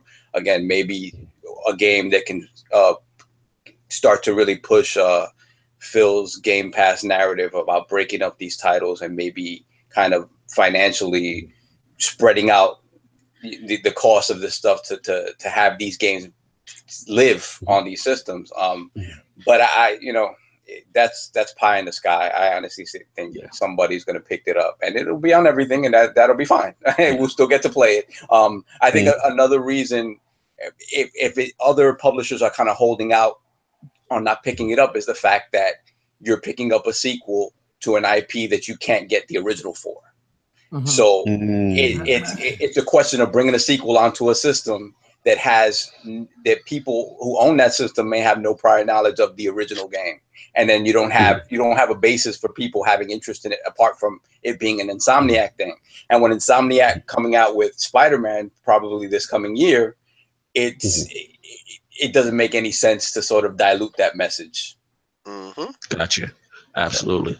Yeah, Lord Dreamcast, what do you ultimately think happens with the Sunset Overdrive situation and Capcom? It's hard to say. What may end up happening is It could end up being where they hand it off to another team, because what a lot of people forget is that studio is incredibly tiny. Insomniac Games, excuse me. Insomniac Games is actually one of the smallest studios in the business. They have a lot of trouble even making one game at once, let alone two games at once. And like you just said, they're really, really deep into Spider-Man right now. So it could just be very much of like they end up giving the IP temporarily to somebody, whether it be Microsoft, Sony, or Nintendo. It'd be like, okay, you have full permission. We'll give you like 30 people from the original team to make sure it stays as core to the original feel, but we can't even help you with it. So I honestly think that that's a very strong possibility as we see a Sunset Overdrive 2, but it's very different, still awesome, still funny, but also polished and very different. Well, shout out to Lord Kiss Moves in the chat. He's dropping gems in there. He's saying that he's thinking the Capcom will not be sold. He's also saying Sunset Overdrive 2 will be published by 505 as a multi-plat. That would be, dude. I was just gonna say, if that's real, that is the best possible move, because that's one of these where a series like that deserves mass attention, but you need it on every console so that everybody can be promoting it. And yeah, that would be such a great win. Well, Spoon, we gotta get you back on the show, man. You dropping jump bombs. I hope that's true. Man. That would actually be cool. You know, like I said, Sunset Overdrive wasn't my cup of tea, but I don't want to see the thing go away. And like I said, if Microsoft can't get it, then doesn't look at it as a financial success, like Lord King is saying, then hey, by all means, go multi-plat. Let this thing continue to live. You know. So that's what I got on that. If any of the lords got anything else between Insomniac and Capcom, or we ready to move on? Let's move. Right. Let's move. Yeah, I'm taking a move. No doubt. So we got Lord SWAT back in the building. And as you know, a lot of us are Destiny guys here. And that PC drop launch came out this week. So Lord SWAT, tell us about your experience with that. You know, we have a lot of people on ILP Twitter asking, you know, about the PC experience and, you know, that uncapped goodness. So Lord SWAT, talk about your experiences with it. I had a lot of very good experiences with it, and I had a lot of very bad. So far, like, one of the best things is that the game just looks phenomenal. The game looks, and the frame rate, it's very smooth. My absolute favorite thing is that the aim assist is finally gone. I can finally, you know, aim at one enemy, shoot at that enemy. If someone runs across the screen on PvP, I'm not dragging my reticle back to the person that I almost had down. And also the aim assist actually does really make it feel a lot smoother, because I don't feel the jumpiness with a lot of enemies in one room. I don't feel the jumpiness pulling me to aim down the enemies. One of the worst things that I had with it is the text chat. The text chat is it's only whispers between fire team, PvP team, and clanmates. I think people on your friends list is for Blizzard as well. But it's very limited, and I had a lot of issues, especially during PvP, because someone on your team might actually give you a call out every once in a while and tell you, oh, hey, there's someone behind you. But you have to actually switch over to the team chat to actually look at that. Wait a minute. Back this up, Lord SWAT. So coming from a console peasant perspective, so you have to educate me. Now, you're being to tell me there's no built-in chat interface? Like there's no party chat. I know there's been a big issue with the third-party apps and Discord. I mean, like having overlays and stuff like that's been disabled. And I know people are getting banned and stuff like that for having that. But you mean to tell me in game, like there's no chat interface? Like voice chat? Yeah, like let's say we wanted to do a strike or you know, together, or you know, whatever. Like how do we set that up? How would we go about setting up in game with what's provided, so to speak? Nothing. That's the thing. There's nothing. God damn. Wow. Switch. I would have to. We would actually have to try to meet in the tower. We'd have to try to actually see each other in the tower and send that invite in game. That's the only way to do it in game. Like I said, you have to have it as someone on your friends list, and you have to be able to whisper them. But if it's your first time jumping on, like it's that's the thing. And it's, you know, I actually just got, like, just before I was finished playing yesterday, I got an invite to a clan. And that was just because they saw me in the tower. They saw I was over a certain light, and they just sent me an invite. And so I figured, why not? I'll join it. I'll see what the clan is like. I have not received any messages prior.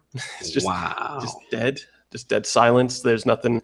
I don't know who's in the clan. I can't see because the clan system is bugged a lot like on the Xbox and PS4, where when you jump into the clan, you can't. It just shows the scrolling wheel. They had a few little bugs in here and there. I had instances where enemies and missions they would just be stomping the ground. They wouldn't be shooting. They'd just be stomping. You just run right through. Oh no! Yeah. Headbangers. You're not painting a very happy picture right now, Lawson. I'm not enthused right now. Like, you gotta give me hype right now. Talk to me. Another weird 4K one. 60 goodness. I mean, It's beautiful. Shout out to I have a 1080. And a couple other people I see that they talk about. Oh, I'm sorry. I have a 1080 monitor that has 1440 super scaling, which it does look great. Like I said, the 60 frames per second. What's that frame rate you're running? What's that frame you're running?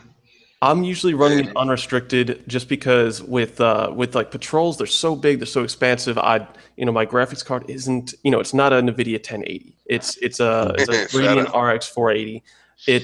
And it runs it very well. It's just in the patrols where I want my field of view to be very, very far. I'm seeing, mainly about 40 to 60 in patrol areas. It's pretty varied basically on how far I can actually see. But with it trying to run restricted 60, I get a lot of choppiness. So I actually running unrestricted, it feels a lot better. In lost sectors, I see the biggest frame rate jump. I'm usually around like 120 plus on frame rate, just because they're so small. But Crucible is very smooth, like 50 to 70 frame rates. Very nice. I definitely love just how PvP feels on the PC. It feels a lot different. Yeah, I even heard there's a different meta too. Yeah, like the meta is even a little different based on the feel of the game. The thing is, without having the aim assist, not every gun is gonna it doesn't have the same feeling as console. Whereas a hand cannon always fires like this. Every hand cannon can almost feel similar because you're always kind of hitting the same spots. And that's actually another thing with the PvE is when I played on the console, it felt like I was just, I heard Time Magazine say, you're running through a room filled with balloons and you're fighting them with a nail gun. And that's and that was exactly how it felt. In the PC version, you're not locked into the aspect of always locking onto the head just when you aim down. And the fact is, in PC, since you're not doing that, you're not always getting the precision damage. So when you have 10, 20 enemies running at you and you're not hitting precision shots and getting that one-hit kill on every shank, suddenly it does feel a little bit more difficult. And I do really enjoy that. Because I really wanted a little bit more of a difficult playing ability on Destiny 2, and the console didn't feel like it had that. Okay. So overall right now, I'm sorry. Yeah, overall right now, great graphical presentation. Your only gripes right now, just like, they got to get the chat, the social aspects. I said everything else is garbage, but it looks nice. No, I didn't. I said so sad. I didn't feel that on the console. I feel that on the PC, and that actually did make me feel a little bit better about jumping on and playing, because it didn't just feel like I'm walking through a mission trying to get my participation bonus, or going through PvP waiting for my token. I wouldn't be playing this patrol because I'm really just sitting here doing the same thing, and it's not difficult. Gotcha. I'm just waiting for my token so I can get my little chess piece or whatever. I got you. Now you weren't one of the, quick question for you. You weren't one of those unlucky people who received the ban hammer from Bungie. I heard there was a big rumor going on. A lot of people with third-party apps that even presents overlays the way Dreamcast, like the way the BattleNet has it set up. I believe it was very restrictive to not allow any code to be entered in the game, so that they would automatically, kind of so no mods of any kind, of any variety, instant ban. Right? Yeah, kind of. So there was like a lot of false ban hammers going out initially on launch, from what I understand. But they did get that rectified. Now let me bring it to you, Lord Dreamcast, and I'll bring it back to Lord SWAT. Obviously we're Destiny guys. I'm assuming you're not a Destiny guy. I am. Oh, sorry. Go ahead. What was the question? No, continue. Oh, you surprised me. Continue. So I did not like Destiny 1 very much. When I initially reviewed it, I gave it a 6 out of 10 because I felt like even though it was so had such great gameplay, such good aiming, such tight controls, it was just such an empty treadmill of the same guys walking up. Destiny 2 fixed a lot of the problems. I think I ended up giving it an 8, and I was really, really impressed with the fact that the dungeon layouts were better. The guns felt a little more fair. The way loot systems worked. There were so many like genuine, what do they call it? Improvement of life. Like just generally playing the game smoother. And I like that so much. My problem is that I'm still not a big fan of the rating. A bunch of my real life friends are obsessed with the rating, and they'll actually pull me in there because I'm light level 272. So they'll just pull me into raids occasionally so that I can try it. And I am just always like, I don't know. They're too complicated. I never thought I'd actually say that, but they're too complicated. Like, okay, you stand on this button, and I'm going to run this touchdown over here right as this giant monster comes out and pees on us. So you shoot it. Like, it's too much. I feel like at the time, like it's someone basically laying about the bathers. I don't know. It feels like trying to pull off a giant bank heist, but I don't even get a good paycheck at the end. That's a good analogy. Listen, Lord Dreamcast, I hear where you're coming from. You know, Lord King could attest that. Like, I was terrified of the raids. I would never do them the original Destiny. And he's like, "Don't worry, I got you." It was a corner raid. He dragged me in. He's like, "You sit in that corner and just do X, Y, Z." Shout out to Lord Sinister. Also, those are guys we raid with consistently. And it's one of those things that I think, like, it's a shame because if you have it on Xbox, dude, we will run you through, Lord Dreamcast. Like, we've got it down to a science. You know what I mean? And it's one of those things that, I do recommend, like, you get your light level up a little bit higher, you know, so this way you can take a little bit more damage and actually deal a little bit more damage. But, like, once you get the first one under your belt, so to speak, and you with a team, like I said, shout out to Channel 5, shout out to, you know, Bad GG, all you guys that's rating all our affiliates, you know what I mean? Like, I'm telling you, look, like, it is one of the best cooperative experiences in gaming, the raid. And again, like, shout out to Lord Attic. I know he's not here right now. Like, shout out to, he's like, we need to score drink. Like, you've got to experience your first raid. You've got to do it. All right, I pinky promise here on all that the Lords hold dear. We'll do a solid raid now. My man, Lord GK, we got to give you a shout, man. We got to give you a shout because, if you do, like I said, the majority of our clan we're most on Xbox, but it's one of those things. Like we've got guys that are like machines, you know, Lord King, you know what I mean? Like, I run that Nightfall on Prestige at least 15, 20 times a week. They know all the tricks, all the strategies to get that light level up. Right. And once you're up and you're in your first raid, and like I said, what I like what they do, which what I love our squad, is that they really simplify it. Like, just worry about this aspect, just do this. Don't worry, you know, like, as even Lord King can tell you, like the gauntlet, I was messing up 1,000 times. He's like, no, shoot the bottom, I shoot the top. When this happens, I'm like, okay, I got, like, so I guess what it is you just stick with one specific role. And then as you do more and more of them, then you kind of get to expand. You get your confidence up. Oh, okay, now I see what you're doing. Okay, I'm doing it from this perspective. Now I get it. Okay. And then you understand, like you said, the bank heist. It's about trusting your partner to do what you said he was going to do. That's all. Yes. It's like you have to have absolute confidence that he's going to get his job done. Don't worry about nobody else's job. But your job. Focus on the one job. That's what got me through it. And then from there, they became really enjoyable. And this one is really a good raid. You know, kind of thing. But okay, so you didn't play this. We got to get Lord Dreamcast on some Xbox.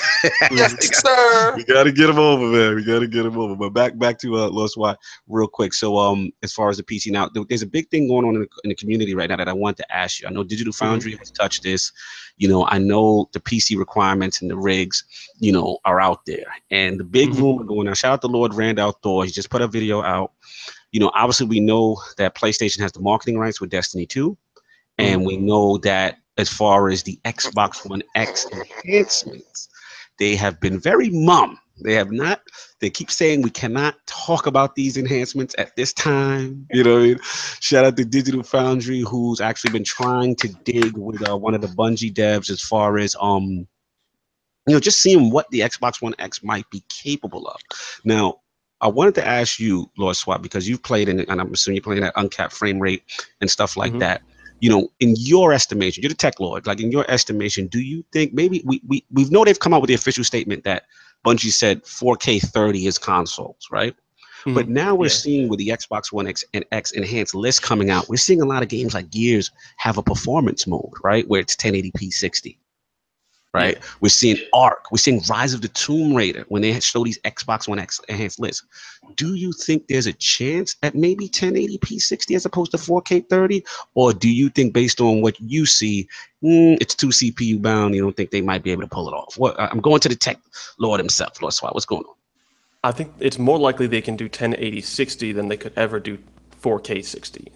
Gotcha. I mean, like 4K right now, it's a big thing because it's so many. I think, what is it? Is it 4 times? Sovereign, help me out here. Is it 4 times or is it 8 times more higher resolution than 4? It's 4. 4. Yeah. 4. Mm-hmm. So I mean, it's really, you need at the same time, if you're running so well at 1080, you almost need like 4 times the amount of CPU power in terms of that. It's like you really need so much in there, and right now I don't see the GPU capabilities within the Xbox One, even though they do have it built right into the CPU and that mode of the transformation. GPU is capable, it's the CPU that isn't, because the game is CPU bound.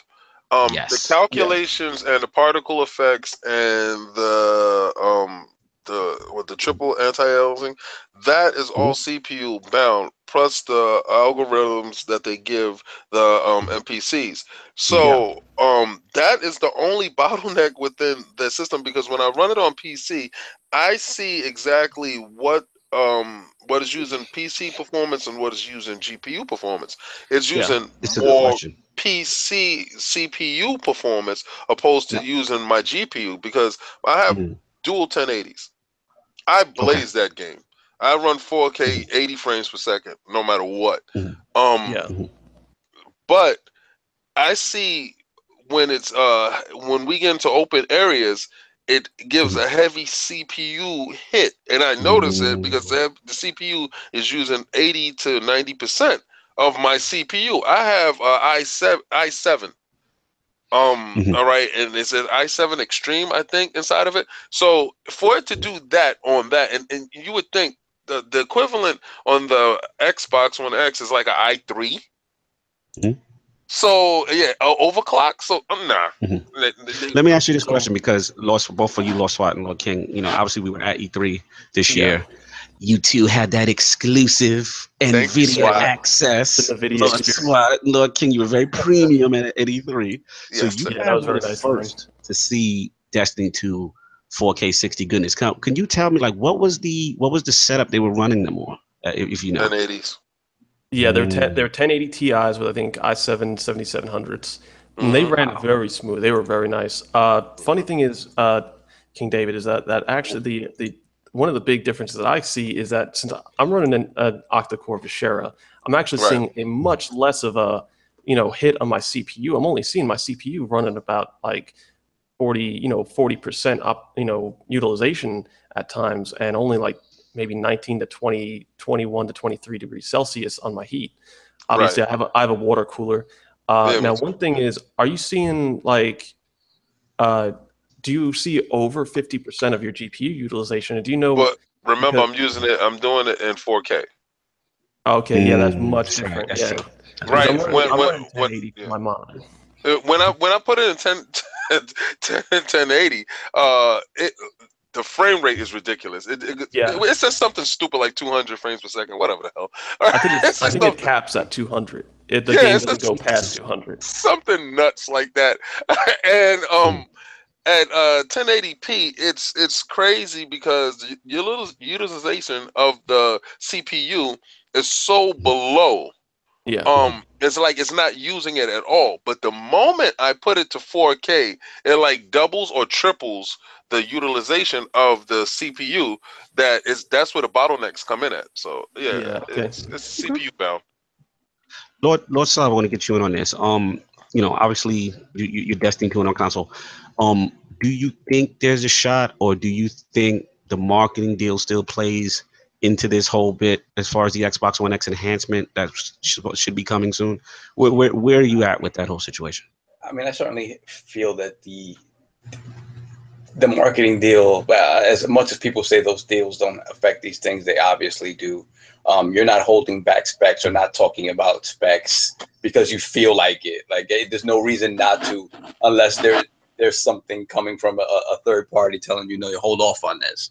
So to me, it seems obvious that something is coming, and we'll know when the X drops what that is. 1080-60 again. They were games that the fact that with Gears that they just announced the 1080-60 mode. I mean, these are things that are just coming to light now. Arc Survival Evolved announced 1080-60 mode. So because what it is, Lord Dreamcast, is for us Xbox One, probably that's our most preferred platform here, right? On the round table.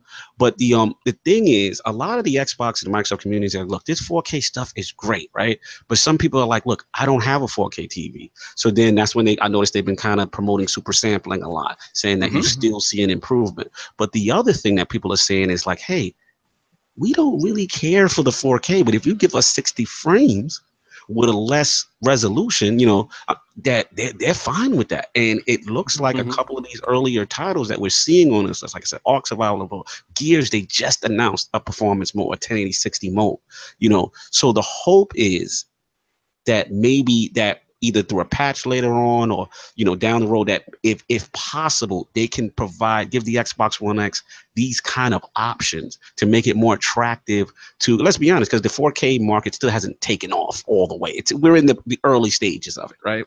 Not everyone has a 4K TV, so to speak. But I feel, at least I agree with the community in this sense, that that's a great marketing point to say, hey, if you don't got 4K, boom, we got a 60 frame per second mode for you, and you got super sampling. I think that would be cool. What do you think about that whole mindset of the community?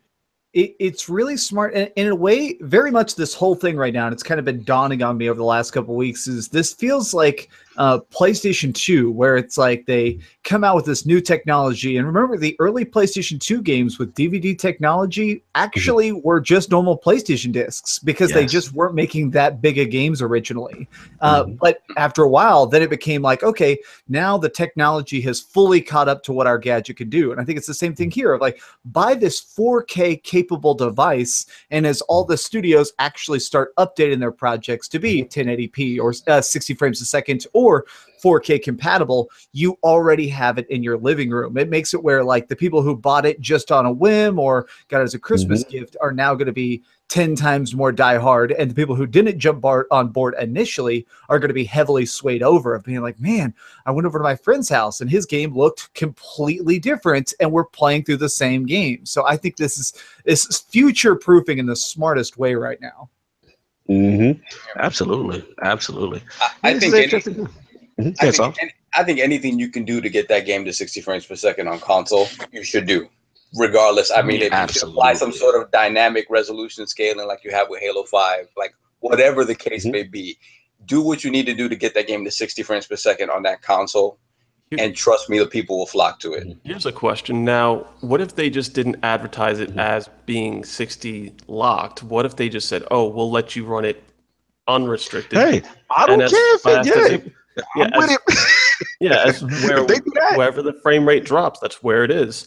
I think that's a big opportunity right there too, because I mean, then you could tell people. I mean, then people could have the choice of running unrestricted on. Maybe 4K would be restricted to 30 just to keep it stable, but then to throw it on 1080 and say, oh yeah, run it unrestricted, because obviously you could do 4K 30. It can definitely do 1080 basically anything. Yeah, man, I would hope so. You want to jump in before we move on? No, that's it.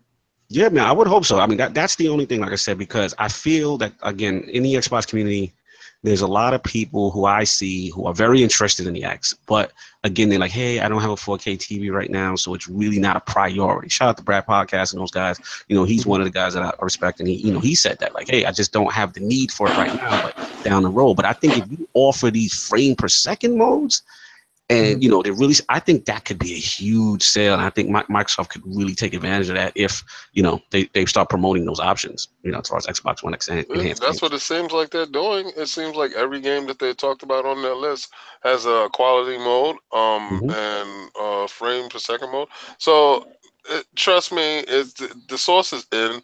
The CPU is going to take control anyway. You're going to get less, chugs here and there, or less graphical glitches when you do overlays. It's a better experience from what I've seen. A lot of stuff that they've been running. I try not to look at too many people's unboxings and impressions because I want to be wild myself when I unbox my stuff. But from what I've been seeing from the early fortunate few, shout out to you guys. You are blessed. Don't say that. Certain people in the community are upset. Don't say that. Listen. I would put in their feelings that they didn't get Xbox One X's and they feel they're supporters. That's a funny thing in the community right now. Shout out to my man Tim Dog, who should have had one. I mean, I'm not gonna lie. It's certain people that definitely have it. There's certain people that shouldn't have it because they're Microsoft haters. I know what goes on in these streets. Just because I'm not. I want to comment though. I want to comment. Yeah, you need to comment on that because I don't appreciate that. But I know what Phil is doing. That's what I'm saying. See, I'm going to give you your guy, Phil Smith. I'm going to give your guy credit. The reason why I understand a lot of the Xbox community guys, let me just give Lord Dreamcast the context. Apparently, there's been a lot of people been getting the Xbox One X early. A lot of people in the community that are hardcore have been pretty vocally upset because I guess the people who received these, Xbox One X were very kind to the Xbox One as far as their review during the early stages of the cycle. So, what's happening is you have people like, hey, these guys bash the brand. We're the guys that got our flag out. We rep this hard. Like, we should have got it. And I understand that. I understand the emotional aspect of it. Like, a guy that was bashing a product that you really support and you've been championing gets it ahead of you. But at the other time, you got to look at it like this. And I always talk this about Lord Saul is remember when Xbox One X, I thought was genius. They gave the console reveal to Digital Foundry. I thought that was genius. And the reason why is because let's be honest, when Digital Foundry comes on, Lord Dreamcast, Richard Ledbetter, he does that British voice. It's very, very smooth. And he reviews your frame rate. And he tells you how it drops and it spiked. And a lot of the Xbox One versions versus the PlayStation versions, it did not compete, right? The PlayStation version of a multi-platform game tended to 80% of the time resolution better or what have you, right? So to me, when Microsoft did that, to me, that showed ultimate confidence in the product, right? I'm going to give it to one of our harshest critics for them to review it, to have this exclusive story. And the way I look at it, and shout out to Porter Rock 77, he's got a good video out right now, y'all. Y'all got to check him out. I got to get him on the show, is that he actually said it, like, it doesn't benefit them, like, to give it to the, because ultimately these guys are Xbox guys. They're gonna love the product, right? You're giving it to the choir, yeah. Exactly. You have to get the people who are on the fence, who didn't necessarily like the product, to say, you know what, this Xbox One X might not be too bad. You know what I mean? That's how you kind of change things around. But what do you think about this, Lord Dreamcast? Because this is a hot topic, and I'm gonna add this to the end of the show. But what do you think about that whole mindset? I think a lot of people kind of forget that. Companies usually choose the people very strategically who they want to have their product. Like, an interesting thing, when they were giving out Nintendo Switches, obviously earlier this year, they gave some to the really big guys, but they also gave a lot to the really, really small YouTubers and stuff who were like 10, 15,000 subs, like something that normally wouldn't even get a free game. And that's because they're trying to really get this, what they call in the business, a temperature. They want to get a bunch of people so they get what they consider a fair average. So it could just be that they wanted to give some to the Xbox haters and see if they could win them over, and some to the really hardcore Xbox channels who they know are going to give it a 10 out of 10. Like I myself, actually, I talked to Microsoft trying to get one, and I didn't. I actually specifically said, like, hey, I'm Dreamcast guy. I get like 1 million views a month. I'd like to check this out. And they were like, actually, we just ran out, unfortunately. But all my friends in Canada got one. So it's one of the things where I think they're being very careful with like making sure they get a very fair skew. Yeah, that's a good point. That's a good point. And to your defense, I mean, you actually came out with a video recently about why, you feel like the Switch and the Xbox One, why do they get hated on? You know what I mean? I always looked at you as a balanced voice. So I think honestly, I don't think you should take it anyway, because they look at you as one of those. I don't want to say call you a filthy neutral or something like that, but like you have a balanced perspective. Like, and unfortunately, filthy neutral. That's normal. That's like, normal is demonized. Yeah. You know what I mean? So I gotta shut you up here. Yeah, I feel like as a good reviewer, you have to be extremely neutral. I feel like I always say like a good reviewer can walk into a game they hate, and if it's good, give it a good review. Whereas like a bad reviewer would be like, no, I hate God of War, and even though this new God of War is a masterpiece, I'm giving it a 2 out of 10. So a lot of times I review stuff on every console. I own every console. I play every console. That way I can look at every console evenly. Facts. Lord Swat, let's wrap this thing up. Your feelings on that whole the Xbox, the community a little upset at Phil and these guys for giving out these systems.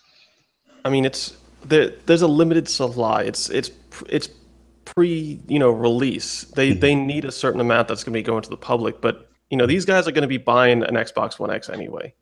And, right. That's the key. And I mean, I'm 100% with you. You got to go out and to really provide that, this voice of, hey, this is actually going to be something worth taking a look at. You have to go and find these people that didn't champion the project and the product and all that. You have to go and let them feel it for themselves and say, hey, actually, this is good enough that it sways me. And when people read that, see that, they'll say, you know what? If it swayed this person that I love, I respect, and I look up to, he's always been champion the PS4 or this other brand. Suddenly he said that this is actually better. Maybe I should actually consider it. I'm gonna give you a different perspective. All right, let's go. They looked at your email. They looked at it linked to Amazon. They looked at it linked to Best Buy or whatever. When you pre-ordered, and if you're a YouTuber or you have a channel or Twitter or whatever, and they seen if you pre-ordered it. Now, if you are, a hater of it, you wasn't getting it anyway. Now, why send it to somebody who already pre-ordered it anyway? Right? Send it to somebody who wasn't going to get it, who didn't, or if they were going to get it, they were going to get it later after, the price drop. Because I heard crazy stuff like that. The people who are kind of like on the fence, guys. Yeah, I get it later. Right. Yeah. And those guys that can actually say, well, I got it, and it's more than I expected. And, I don't have a 4K television, but what it's doing for super sampling, it's incredible. And push those guys to the front to change the narrative that's in the streets right now. Because remember what I tell you, people tend to say things that aren't true, but if you say it enough and you get enough people saying it, a lot of people believe you. So when you change the narrative of what's going on with Microsoft, because everybody's talking about, oh, Microsoft is failing. What are you talking about? It's not failing. But if you got enough people saying it, people perceive it to be that way, and it might happen. Microsoft's doing just fine. Exactly. Yes, exactly. I hear what you said. I think public consensus was what killed the PSP. Early on, people were like, the PSP has no games. Everyone used to just call it the got no games headline. And even though I own hundreds of PSP games, it's one of my favorite consoles to collect for, handhelds to collect for. But man, it sunk it. As soon as people started being like, yeah, I'm interested in the PSP, but it doesn't have any games. And people say that about Xbox One all the time now. Like, I want to get an Xbox One, but there's just no games. Like, are you high? They just came out with Cuphead. The PSP thing was once they broke it open and people were putting their entire NES catalog on it. Then it became popular for a different reason other than Sony's own games. But I think the Xbox thing, I think shout out to Enrique, and he had a rant about this I think a day ago or 2 days ago. And I mean, it just makes sense. Like you have to look at followers too, whether you're a hater or not. I mean, if you have 50,000 subs, you want to get something into their hands so that they can have an opinion. And again, it's about giving it to people who if they've been hard on you, they've been at least fair. And if they're out there and just said, championing Sony, championing Nintendo, and just like shooting down everything that comes out, then you don't want to give it to that person because it's just gonna be negativity. I know DreamcastGuy said something specific about this, how people spend more time hating on someone else's love of something rather than just enjoying their own thing. And yeah, that is that. I mean, and that's just the truth of the internet. But the fact of the matter is that, yeah, you have to get into somebody's hands who's been critical of your product, but you know it's still going to be fairly objective when they get it into their hands. And again, if you're confident in it, you should see some positive results in that. You know, people who you don't listen, you're going to buy it, you're going to love it. Don't get mad at the fact that they didn't give you one. That's just ridiculous. I mean, it was bad. It was bad. It's business, and I'm gonna always, you know, when it comes to business, the business decision, the right decision is to give it to the people that can get the most opinions about it out. Facts. Well, we're gonna wrap this thing up again. Thanks for everyone for sticking around. Apologies on that late start, but shout out to Lord Dreamcast Guy, man, for coming through. You know what I'm saying, to the Iron Lord Podcast Roundtable. Huge fan, seriously, my pleasure. You guys have been freaking awesome. This has been a freaking blast. Seriously, thank you, and thank you to chat. Y'all have been awesome, providing cool questions, cool feedback. Y'all helped it stay popping. This was so fun. Thank you for having me on. Thank you, man.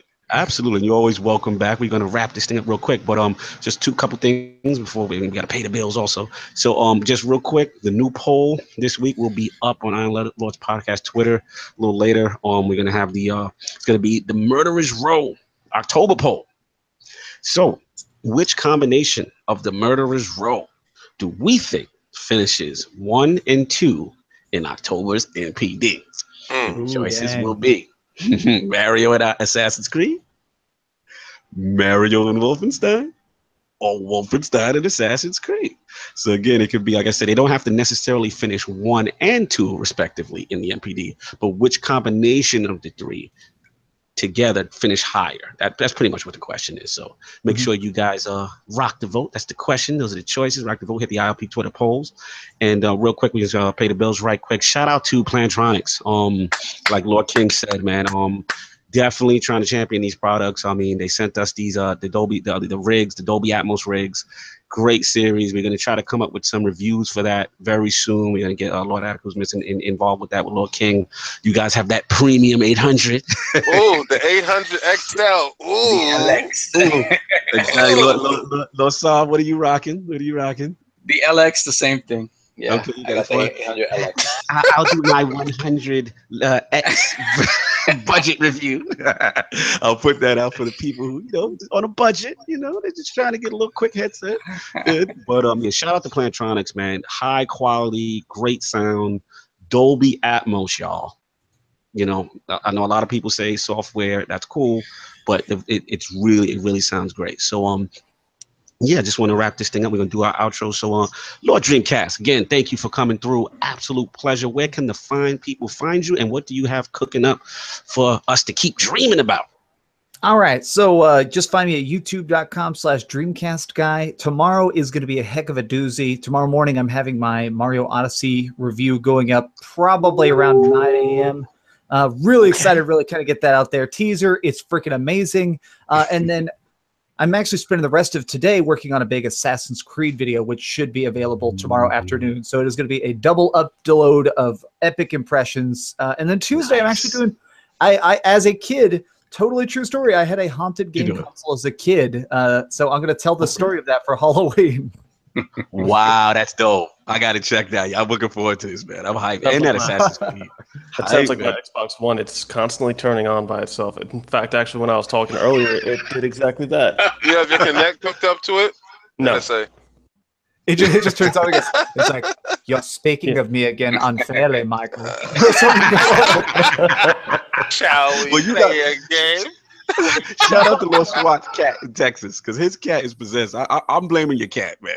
Your cat always does something crazy during our gaming sessions. No, actually, he's pretty funny. If we ever turn on the PS4, he'll walk up and turn it off.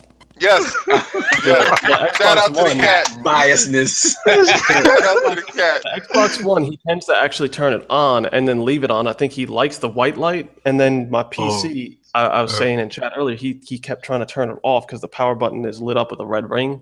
And he'll sit there and smack it and try to turn it off.